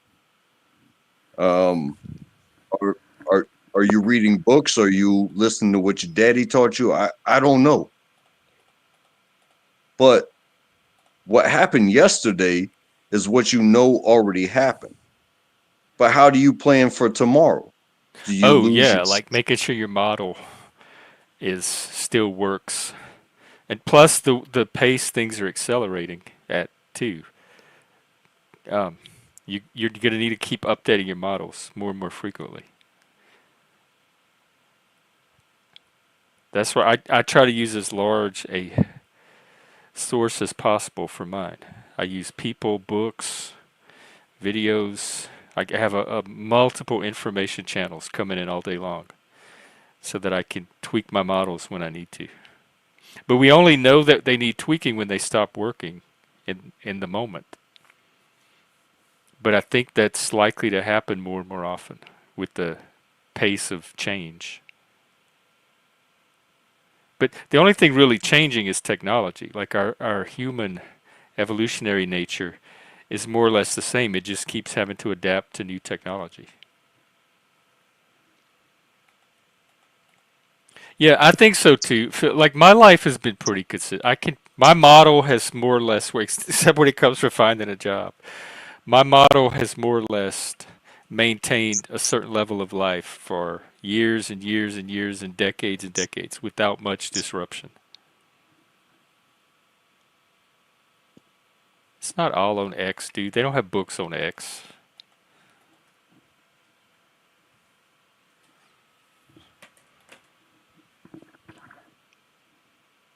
Oh, you meant on the subject X, not the platform X. I get Or so did you? I don't. You know what? I don't even care. It's not laws. I don't even care. I get so confusing. Behind what? The whole the X, you could be the subject X, or it Oh, could be the yeah, I still call it Twitter. I don't even call it X. I'm surprised or it as could be many the people made that platform. transition as did. I'll be the only one still call it Twitter. Nobody's gonna know what I'm talking about in a I'm generation. I still consider Twitter as well. I don't know X. I mean, because it just I know it's Twitter. Yeah, it even has my little I logo mean, thing. Still even has the bird. My little favicon. the bird. Yeah, I And gotta like say, the oh, go ahead. e- even the comments. Oh, When I right. was first on Facebook and I had some moments, it, it, it wasn't like this where you can talk to somebody.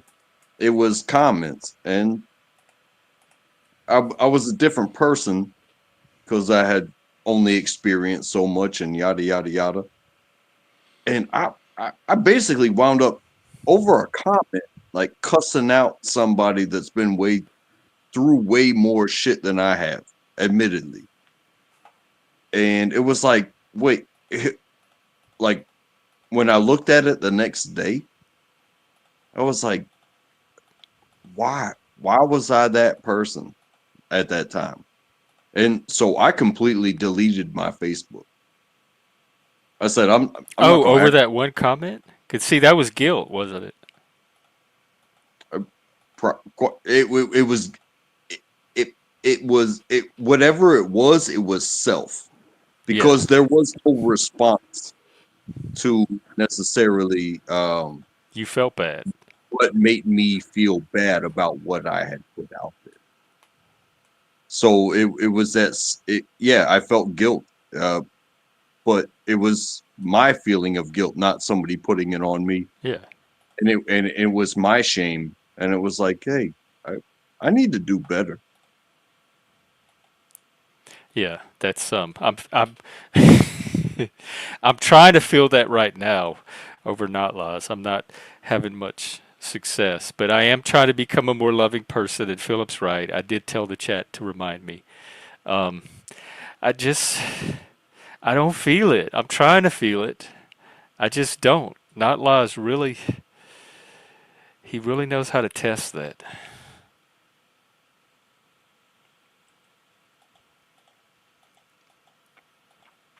I can't fake it. So if it's going to happen, I want it to be authentic. So it's authentically not happening right now.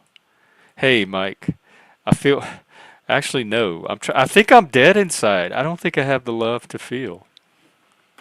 Honestly, I'm just burnt out.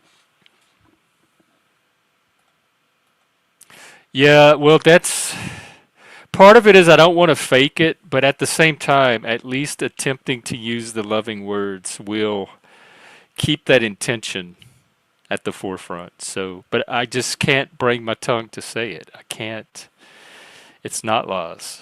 I, when we played the game, we laughed, we cried. I don't remember crying. I do remember laughing a little bit.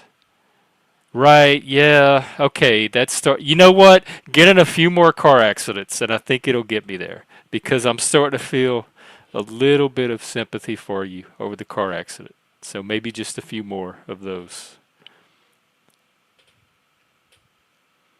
Yeah, you know what, Philip? I'm not disagreeing. I think you're right. It's an inner resistance that I have, but I think your wisdom is correct.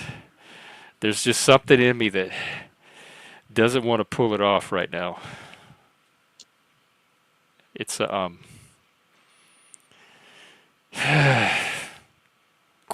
Yeah, fries, yes, fries. Actually, I found out I have to go back to that workplace next week on like Monday or Tuesday, so I Oh might be boy. but I think this time I'm gonna try to do some KFC instead, or maybe both. So okay, if that's the case in this situation, is there a particular word or phrasing that you would recommend that I could try out just to see, just to get me on that track? Oh yeah, I was gonna say that that never happens. That's not gonna happen. But then I thought of all the times that I do take that extra second that people don't realize because it's invisible. But there's a lot of times where I am thinking before I speak and I'm holding back a little bit. Happy Friday, not laws. I can do that. Happy Friday, not laws. Glad you're here. Good to see you. Wow, I didn't mean any of that. Or did I? See, it might have worked better than any one of us could have predicted.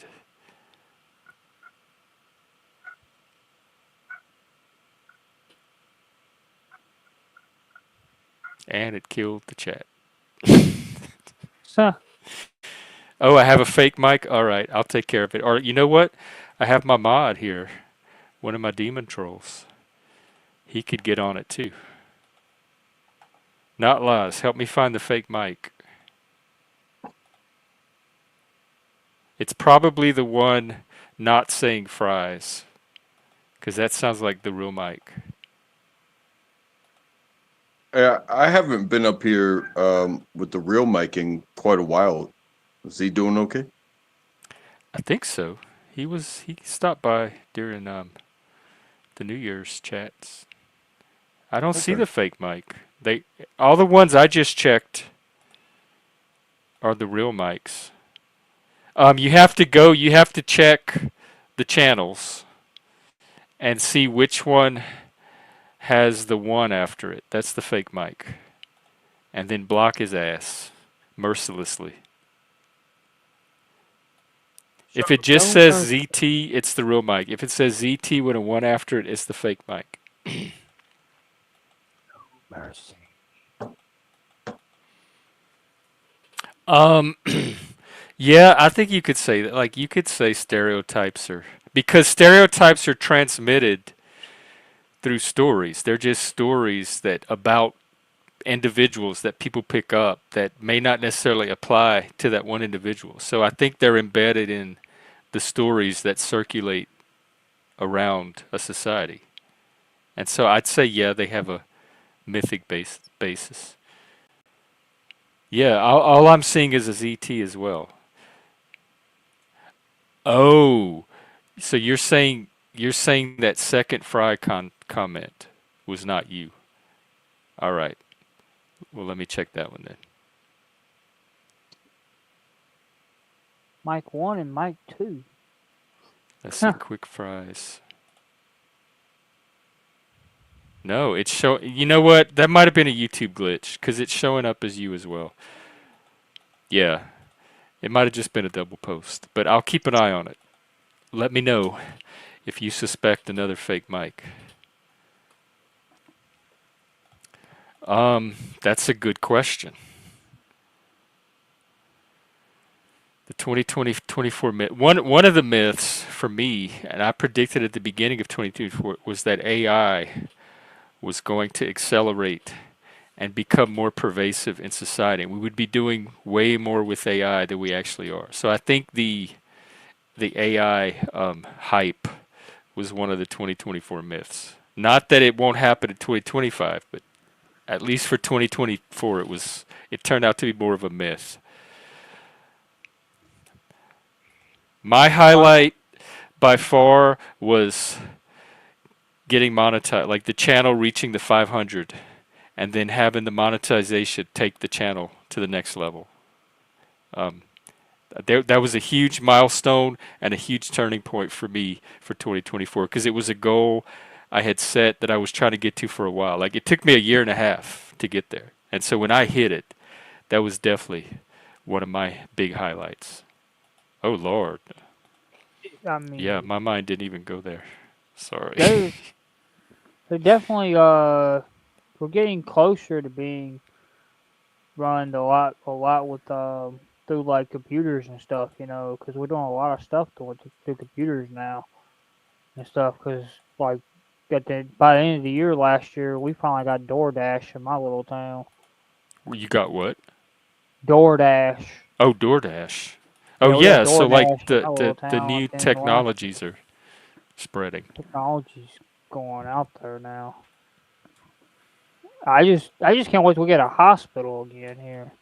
You don't have a hospital? Yeah, we don't have a hospital right now. We're supposed to be getting one apparently, but it's going slow.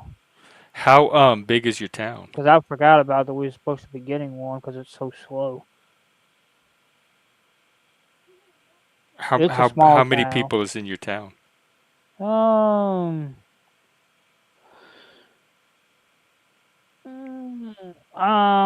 it's in the thousands as far as actually in town, Oh, but it's not like super big. It's a small town.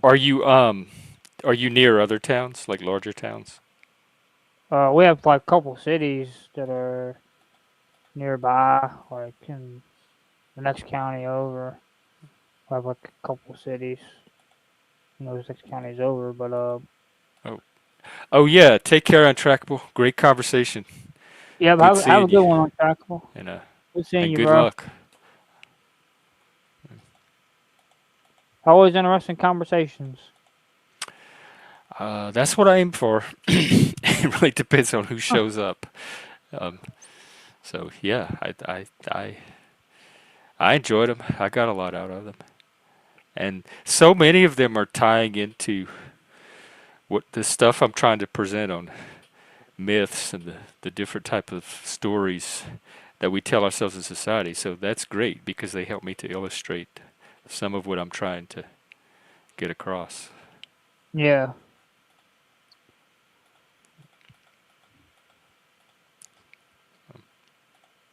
but yeah, it's not a very big town. It's just a small town where Because I'm I at. remember I grew up in a lot of small towns too, and we had to go to other towns or cities to get our medical care. They might have like a small village doctor or something like that. Leave a Yeah, like we for Uncle. Oh, we used we used to have a hospital that the whole town pitched in to get built. oh, so y'all had one in the past? Yeah, we had one in the past where the whole town had pitched in to build. Oh, Like my family probably pitched in back then to build it. yeah. I'm 'Cause used to not having. everybody in the county like pitched in pretty much from what I take from the Do y'all have local documents. ambulance service at least?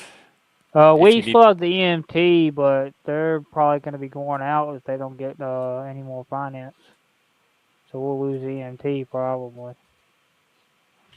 Because I remember in my little hometown, it was so small that it wasn't even on the ambulance service, and you had to pay this huge, huge, huge amount if you ever needed an ambulance because you couldn't just. It Yeah, it's wasn't part of expensive. the normal ambulance service for all the other towns around. And I remember, but we never needed one, thank God. But if you ever Yeah, did, it's not a town that the ambulance would even go to without this huge amount of money. You were expected to get yourself to the hospital somehow. yeah, that's pretty much the only way you can here because it's just too expensive to use the ambulance. Um, you basically just take and drive yourself unless it's a really bad emergency.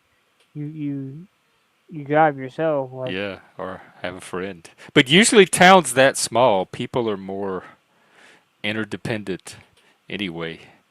And Yeah, it's we easier to we find somebody to take you. yeah we have we're tight knit. Yeah, we take care of each other Yeah, and everything. that's how it was. I loved it. I loved growing up in a town that size.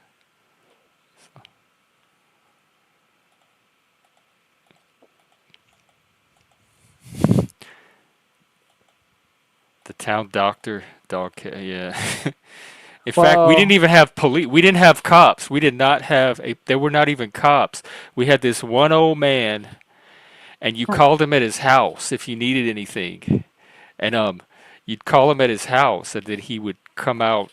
Like if you heard a noise, I remember he would. If you locked your keys in the car, you could call him, and he had this tool, and he would come out with the tool, and that's when you could like pull the latch up. It was not automatic locks. So that's the only thing we even needed cops for. Uh, hmm, so there was no ambulance, no cops, no medical service. All of that was in the other towns. That you do your grocery shopping in other towns. All of the services were in other towns. We had a post office, and we had like a country store, a couple of country stores. And then they finally got a library at some point, but I had already moved out. We had the bookmobile. That's what we had. They would drive the books to your town like once a week. yeah, we only have like two stores for groceries here, as far as I know, and one's Walmart, and then the other one is a more local to this region store. Oh, y'all have a Walmart? Yeah, we have a Walmart. Oh Yeah, yeah, well that's pretty good. that's what killed all the smaller like grocery stores we used to have. Yep. Between that and back when we had I don't know if you ever heard of Lowe's Foods, as far as North Carolina, South Carolina, but we was the only back when we had it, we were the only ones that had it in the entire state. Um, but yeah, but it's since been gone for for a while So it's now. just a convenience store and a Walmart. Is it? But Well, Walmart it's is not a it the convenience store. It's a store that's kind of located out of the Tennessee area that's close to the Virginia line like and it's everything. an actual supermarket? It's a store. It's a and everything. Yeah, it's like an actual store.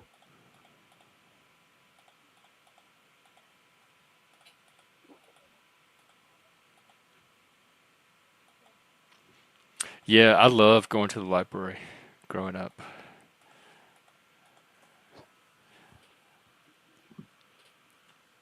It truly was. It was an adventure. And you know what? I looked up the library we used to go to, which was in the larger town. Um, I looked it up like a year or so ago, and they had drag queen story hour. They had drag queens were reading at it. And We I used to grew have up in a pretty conservative part of the state too. we used to have the bookmobile when I was growing up that came to the school because of the Yeah, local regional far as the branch that's located in my town, far as the regional library. yeah, we had the That's had bookmobile the too. bookmobile. It would mostly come in the summer when there was no school, and we had the school library. Yeah, So I we had the had school a small library too. library at the Yeah. school that you could check out books from, and we had the Mhm. bookmobile, and then you could drive to the next town, which was a much larger town, and they had a public library. Yeah. I mean, my town had the public library and everything when I was growing up. It's been around for a while.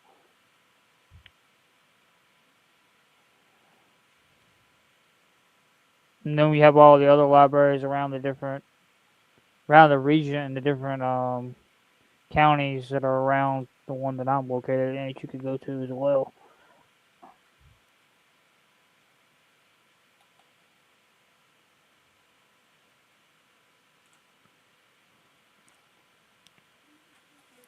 I'm trying to see if they still have the drag queens. I don't see them anymore.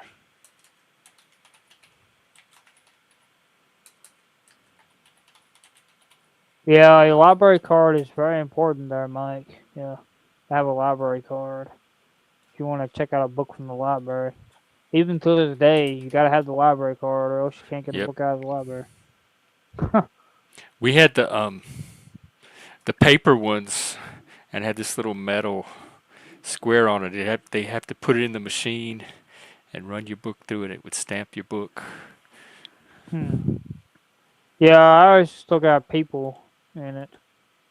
People running it. It's not automated.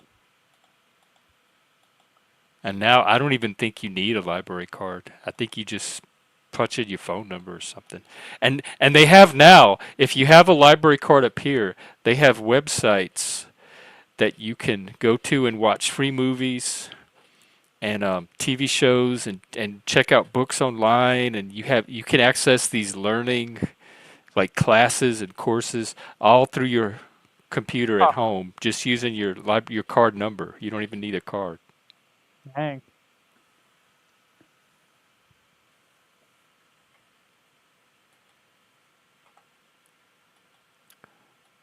Yeah, I loved books growing up. I don't know what I would have done without books. Interesting what I technology has done. I spent time in books way more than TV. Like that was my main source of entertainment, information. TV was just whenever there was something halfway interesting on. But my whole life didn't center around it.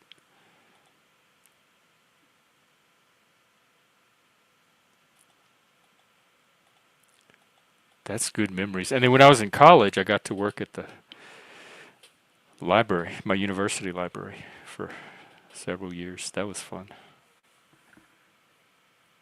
And then the other college I went to, my freshman year, we would get ourselves locked in the library at night.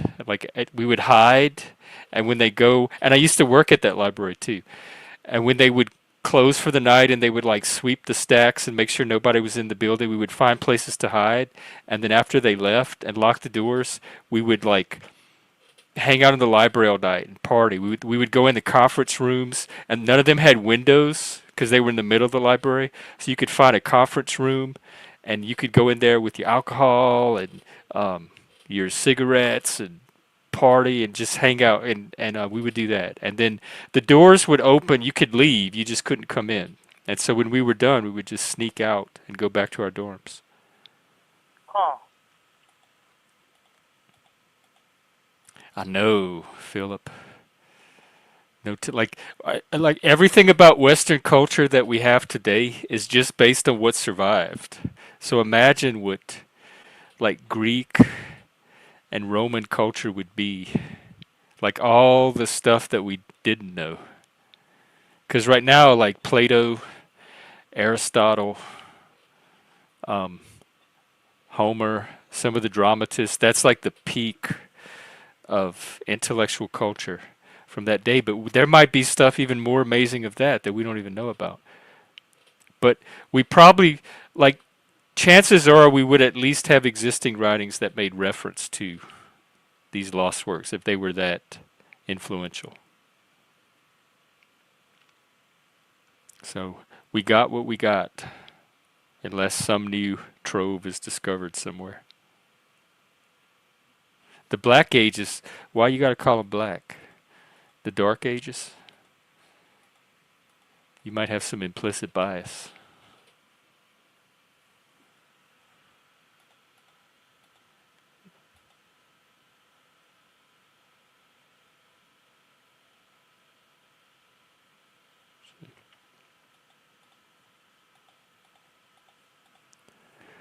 Well, you have anything else on your mind?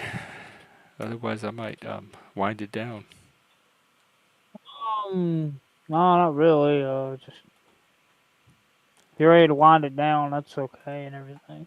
I mean, I can keep going if you want to. Let's see. Zat is streaming right now. Um, Wrestler, Neurojack, Blizzy. There's a lot of people streaming.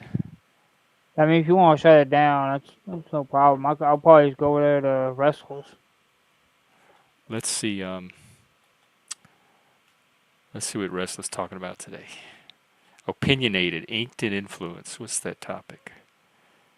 Yeah, it's always It's his 100th episode. It's a special celebration. He reflects on the wins, losses, and lessons from the journey so far. That sounds like a good one to see.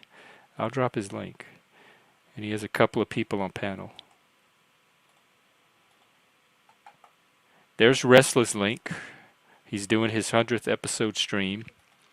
And Zatoichi is also doing a Friday night panel. Oh, right, it's Friday. Are you going? Are you doing verbal combat later? Yeah, I'm gonna be doing verbal combat for at least a couple hours, and then I'm gonna have to drop off Okay. because I ain't Who gonna be won able to last spend the week? whole Were you there? time. Hmm? Last week, did you? Oh, I go there every week. Ever since I've been going, since I started going. Um, I'm just gonna have to start like not staying the whole time, depending on how I Oh, arrange my day and so you got to everything make sure on you get Friday. fatalitied early. That or just false upon panel and then get fatality, um, or just go Who won away. last week? I think it was who was last week's winner? I think it was Chris last week. Chris Chris Lestrange. Lestrange. Yeah. Hank is on Blizzy right now. Blizzy's streaming too, and it's him and Hank. So y'all, so here I gave y'all 3 channels to check out if y'all are still looking for a panel. And then verbal combat is later tonight. What time does that start? Like, 9:30 is his normal time. It just depends. He 9:30 could Eastern. have some So that's setback. like, oh, that's like in what, 7 or 8 hours? No, like 2 hours, 9:30. Oh, so that's Less oh, than two so hours. 9:30 your time. So he's starting it Yeah, my earlier. time. Yeah. Yeah. Okay, he PM, used to start 9:30 it really PM. late. Let me see if he's set up. I could tell you. Every Friday, 9:30 p.m. Yeah, What that's his time zone? Eastern Standard, based on Eastern Standard time. Oh, 9:30 Eastern, which is Yeah, so 9:30 yeah, p.m. less than 2 hours. That's his normal start time, but it just kind of depends on if he has some stuff that sets him back for his family or whatever, you know, personal stuff. But sometimes that does set him back, but he's trying to get back on that normal start time though, and being consistent with it, Yeah, he's pretty good at that. He'll which is the reason I can't even stay up on panel the whole time tonight is because I got family stuff I gotta do tomorrow. oh, So, hopefully good stuff. it's gonna be the normal weekend stuff. Uh, that Y'all do like the for the family get-togethers on the weekend dinners. I wouldn't say it's family get together. I just say it's taking care of family, doing Oh, with okay. family. Uh, every Because weekend. weekends were always the time when somebody cooked, and all the family would go over to some person's house or another. But um, but I'm still gonna get time to do some content and stuff as far as my YouTube channel on the weekends because I'm gonna get some time to carve it in there. Okay. And you Cause said you're we're working it out and everything. I'm working it out with my family. We're getting it. oh, like how to integrate that with your streaming. Yeah, because weekends are probably gonna be my bigger times to get crowds and for the thing I want to do, far as the gaming channel, once I get it built up, it's gonna be on the weekends. So I want to have a show on there, and that's probably gonna like going with the family right now is probably gonna be still happening then. By the time I get that built up, it just kind of depends on. It depends on how long it goes on, because as far as I know, it's gonna happen for now and into the future for quite a while, going with the family on the weekends and everything. So yeah,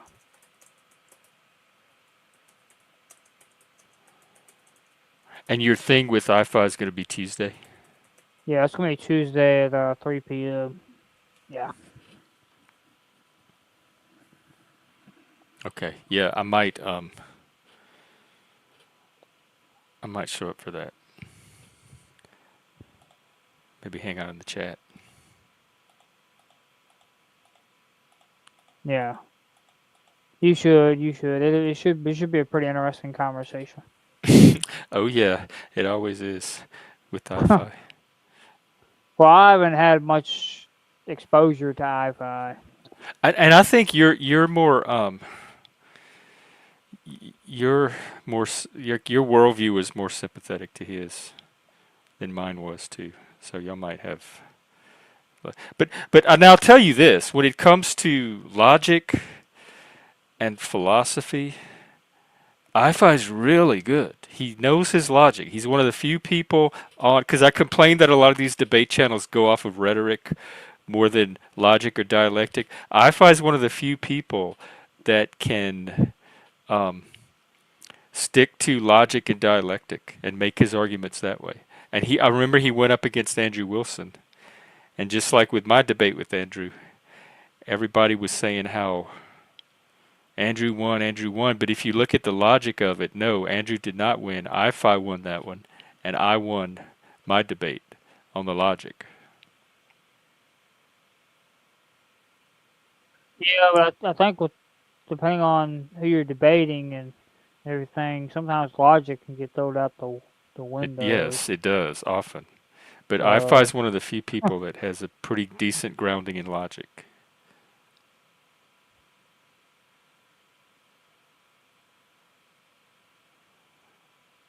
So, regardless of his kooky utopian positions, when you're talking about like an actual philosophical conversation, he's pretty good. Even if your positions don't agree, he can argue from an actual logical philosophical perspective. Yeah, that's interesting, isn't it, Philip? You make a good point because he is very logical and he's grounded in philosophy, and somehow out of all of that he's still able to come up with a religious worldview. But I don't think that his logic is compatible with his religion. But that doesn't stop people from trying to argue creationism and metaphysics. No, logic is in fact it's not any more subjective than mathematics is. It's a very specific technique. It's a very specific form of argumentation. And your argument either fits into that form or it doesn't. And then once it's in that logical form, it can be evaluated for both truth and validity. Is the argument itself sound and valid? Does it have the internal consistency that leads to the conclusion that you're claiming? And does your statements match up to reality? Do they reflect? Do they have correspondent uh, truth to them?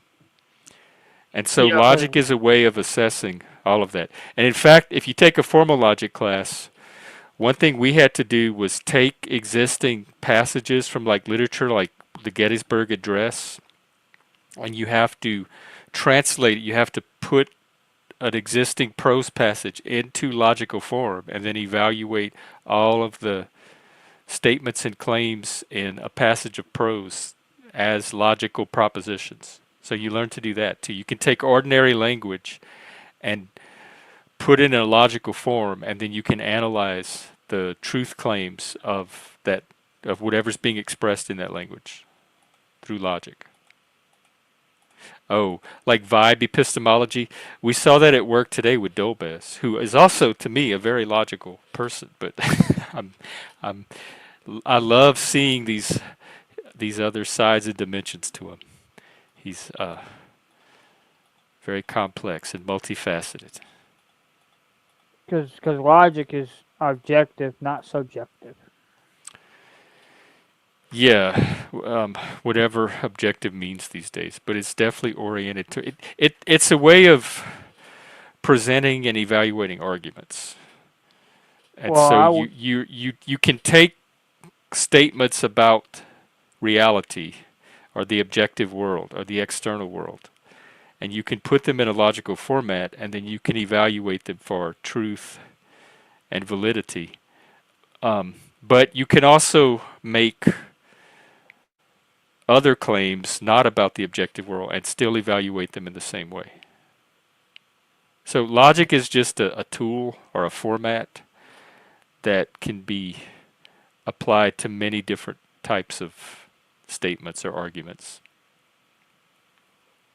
Yeah. There's not really sides of logic. I don't know how to interpret that. And there's different, not different types of logic, but kind of different logical systems. Boolean logic is the kind that's mostly taught, like if you take a formal logic class, or Boolean algebra, you'll sometimes hear it called. Maybe I can do a little presentation on basic logic one day, because there's certain logical notations and symbols that you can learn to, and then once you learn the form of the arguments and the symbols that go with them, then you can express, like this, the claims people make in everyday conversation on here.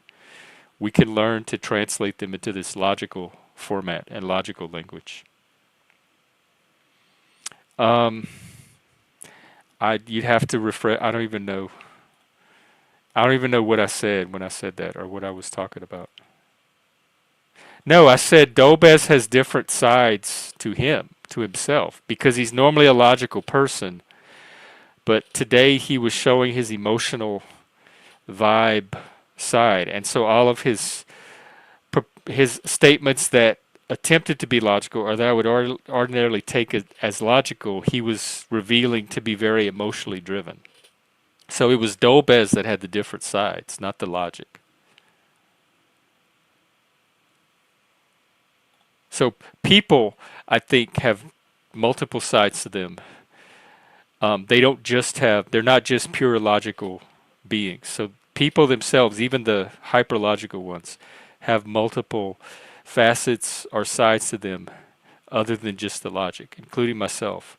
And part of what, like, I'm hoping to bring out in this series on myths and stories that I'm doing is that the type of story and the type of social mythology that develops around logic is just one aspect of the entire social cultural experience of being human, and that we can't rely just on that alone. Science and logic can only give us very specific certain types of truths, and that if we're dealing with other types of truths or other things that are important to humans, that a lot of times we have to resort to mythology or stories or the kind of meaning that we agree on as a society or culture. That logic and science can't always give us those types of answers.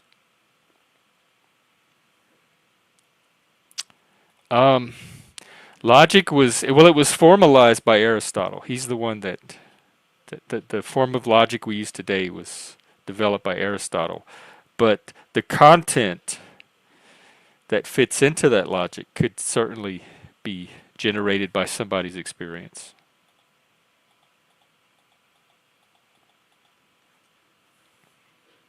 Because remember, logic is just a form. Like a mathematical equation is a specific form. Like a polynomial or the quadratic equation is a form that you fit variables and you fit data into, represented by the different variables. And so logic is kind of the same thing. It's a form of presenting an argument, but the content of the argument itself could be anything. It could be any statement or any claim. Like Socrates, what? All humans are mortal. Socrates is human, therefore Socrates is mortal. All cats are black. Bessie is black, therefore Bessie is a cat, which, by the way, would be a faulty logical argument because it doesn't follow. The conclusion has to follow from the premises. And there's ways in logic, if it's in the correct form, to determine from just looking at the form of the argument if the conclusion follows from the premises. And then you can evaluate the individual premises themselves, the statements, for truth. Like, are the statements themselves actually true? Do they correspond to something in the actual world that you could verify is true? Because you can have false statements in a logical argument too. And it doesn't necessarily invalidate the argument itself or the conclusion from the argument. So truth and validity are two different things in logic. Is the argument sound and valid, and are the statements true? But those are two different um, those are two different parts of the argument that you can evaluate for. No, the form is not subjective. The content can be anything, or just about anything. I'm sure there's nonsense statements that you could place in it that wouldn't make sense. But pretty much any statement you make about something, or any set of statements, can be placed into this form. So the form is not going to change. The form is going to stay the same, and you can make any statement and place it into this form. But the statements could be subjective, like I like chocolate milk. If that's part of whatever argument you're making, that would be a subjective statement. It helps when you're making your argument if the statements correspond to something that other people can observe and verify for themselves. It helps. It helps you make it gives a it yields a better argument. It supports your argument better, and it helps you to make your case better. But you could place subjective statements into this form, but the form itself wouldn't change.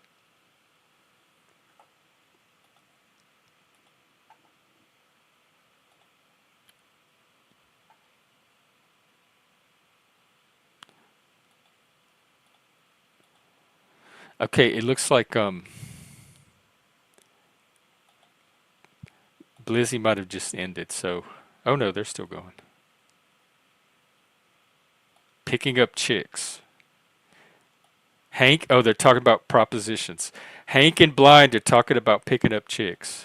If you're interested in that, you can go over there. Um,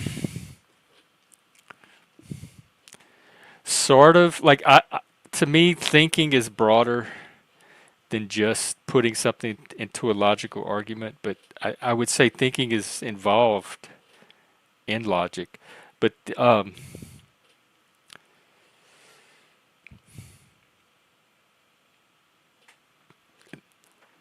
it sounds like you're maybe asking about the relationship between logic and mathematics. I would say there is a logic to a mathematical equation. As I mentioned earlier, like sometimes you hear certain forms of logic called Boolean algebra. So there is a similarity or correspondence between math and logic. It's a form of systematic thinking. I would say they're both forms of systematic thinking. But equations, like mathematical equations, are not necessarily the same thing as a logical argument. But I would say it's hard. It would be hard to have a mathematical equation that doesn't have some kind of logic to it, or internal consistency to it that yields a logical result. But then you have things like irrational numbers too.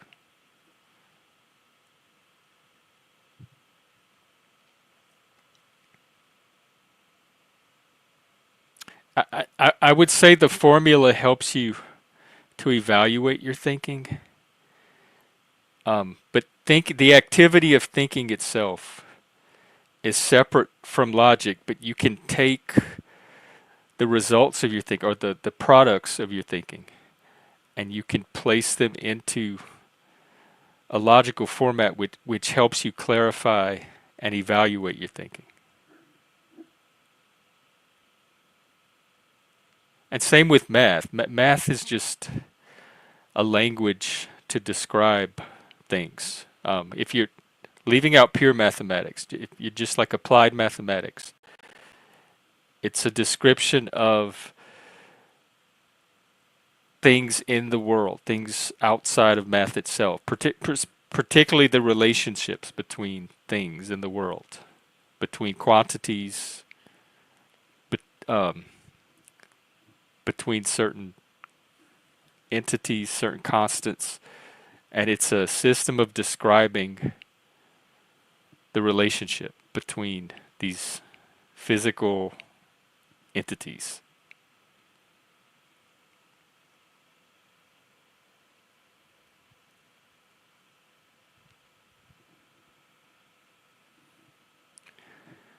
All right. Yeah, I might do an episode on logic one day, just basic. There's probably YouTube videos you could watch too of just basic logic,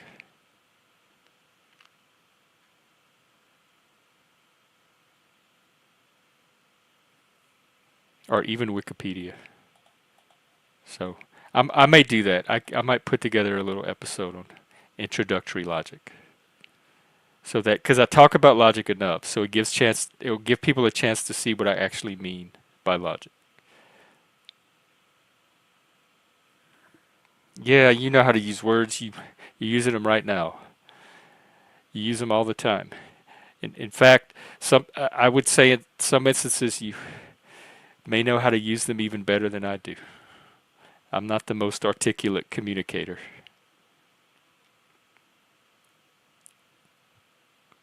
So, but this is, I guess, logic is a way to use words in a very specific way for a very particular purpose.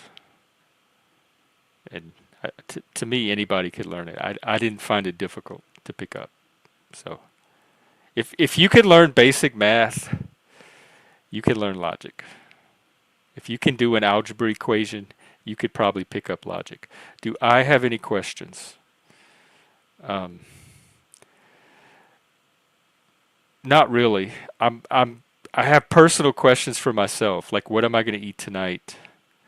What am I going to watch later on Discord, etc. But I don't know if I have any. You may be my only audience right now. James, do you have any questions?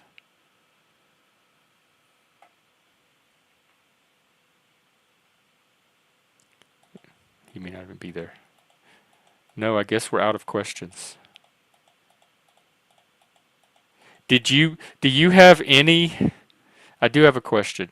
Do you have any philosophy training or background? Have you taken a philosophy course? Have you taken a course in logic? Did they touch on it in high school? Sometimes they touch on logic as part of a math class in high school. So have you had any exposure to formal logic or introductory philosophy? Okay. So maybe I'm like for people that haven't had, it's hard for me to tell because I've had it at such an early age. It's hard for me to tell for people that haven't had that where the gaps might be because a lot of times when I'm talking I'm making certain assumptions based on that may not be fair assumptions to make for people that haven't had any of that at any point in their life. So I may be taking some things for granted. I also do the same things with statistics, statistical literacy, probability. I've had all of that at a very early age. And so a lot of times when I'm talking, I'm assuming an assumption, a basic assumption that people may not have. I do the same thing with science, but my assumptions about people's scientific literacy are more based on what I can remember from like 5th and 6th grade science, which I assume most people did have. So when I talk about things like the scientific method, the periodic table of the elements, the theory of evolution, observation, hypothesis, experiment, conclusion, I'm drawing on elementary and junior high science for that type of stuff. But when I talk about some of the basic philosophical principles and logic, I'm drawing more on stuff that I had when I was in high school, but that other people may not have been exposed to. So this helps. So thank you. All right, not laws. I'm gonna bite since I'm trying to become a more loving person. So I'm gonna take you in good faith. Let's hear your question. Oh, yeah. And you know what else helped me growing up? The Encyclopedia Brown books. The little nerdy kid that would solve mysteries with his friends, and he would like hear the people's cases, and he could tell which person was lying by something about their story that didn't quite match up. He used a lot of logic in his deduction. In fact, I'm surprised they haven't made a movie of Encyclopedia Brown or some kids series. Maybe they have.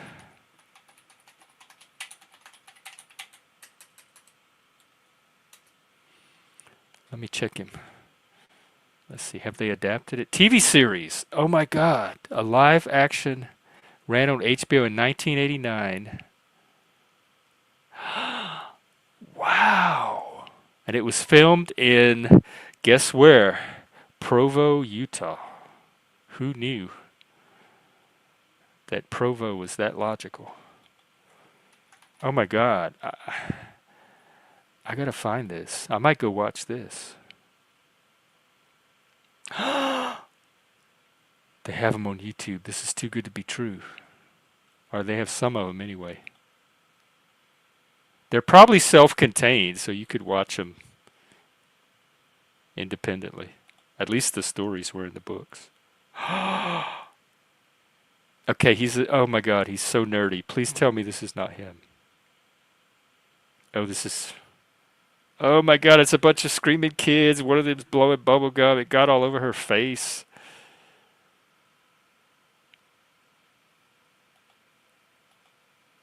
It's definitely for kids. Well, so anyway, yeah, I might have to check out an Encyclopedia Brown episode myself. Yeah, I think, yeah, or that's where he claims to be from. He's Mormon-ish. I believe from Provo. So yeah, I think that's where he gets his name from.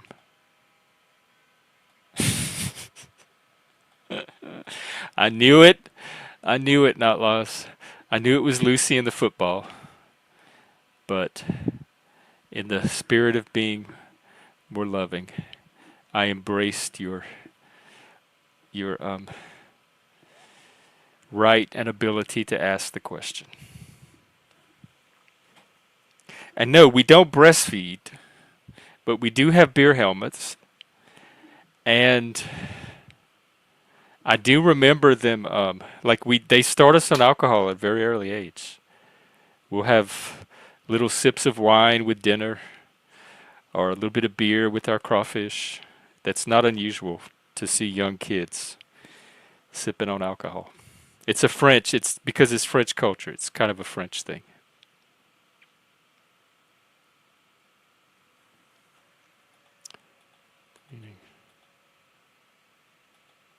Well, okay, one more question and then I'll wrap up, since you brought it up. What is the meaning behind your name? Is it related to your heritage? Is that your name? I just assume your name. I don't even know your real name. I just assume it's Philip. I already know not Laz. Although I don't know what the 2 is for. Did he get banned? It wouldn't surprise me. I'm surprised he's only on 2. Oh, shit, more loving. Sorry. See how easy it is? Oh, wow. See, I didn't know this. That's pretty cool.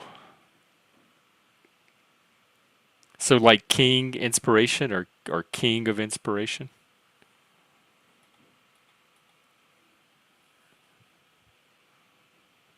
That's a pretty cool thing. And then is the logo related to it?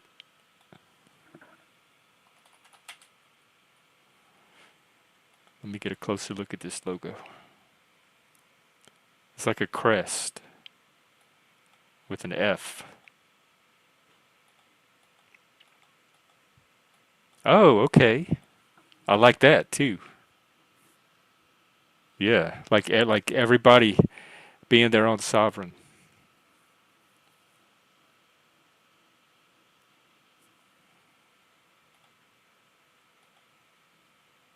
That's very cool.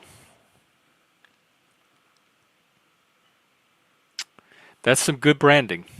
I like it. And a good screen name origin too.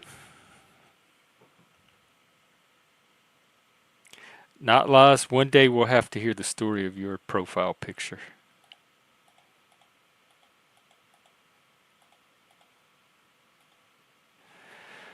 All right, I think I'm going to wrap up, and I might go hit some Encyclopedia Brown um, until Bex and I head to the Discord to watch whatever we're going to watch. Oh, okay, clever, clever. Nacho supervisor. 20 years ago. Well, yeah, I guess it looks about that old. I thought you were an old man, honestly, before I interacted with you off stream. I just assumed you were like an elder. Especially because one day you were like fussing at the kids outside your house like an old man would.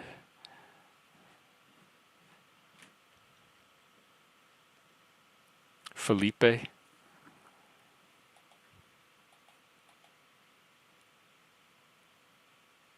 Oh, okay. Only they were. What kind of cart? Did you have shopping carts out your yard? Like Fred Sanford, the Canadian Sanford.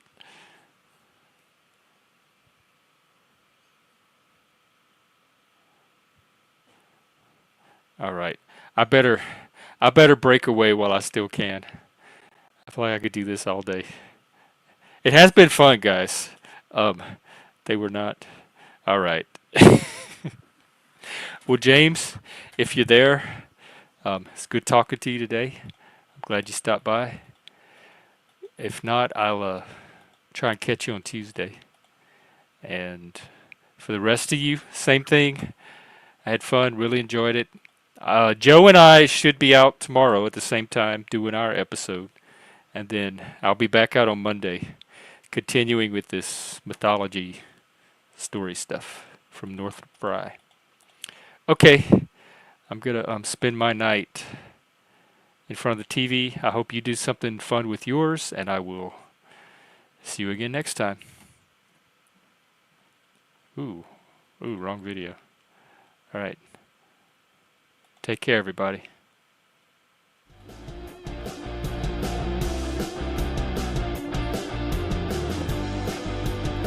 Bye.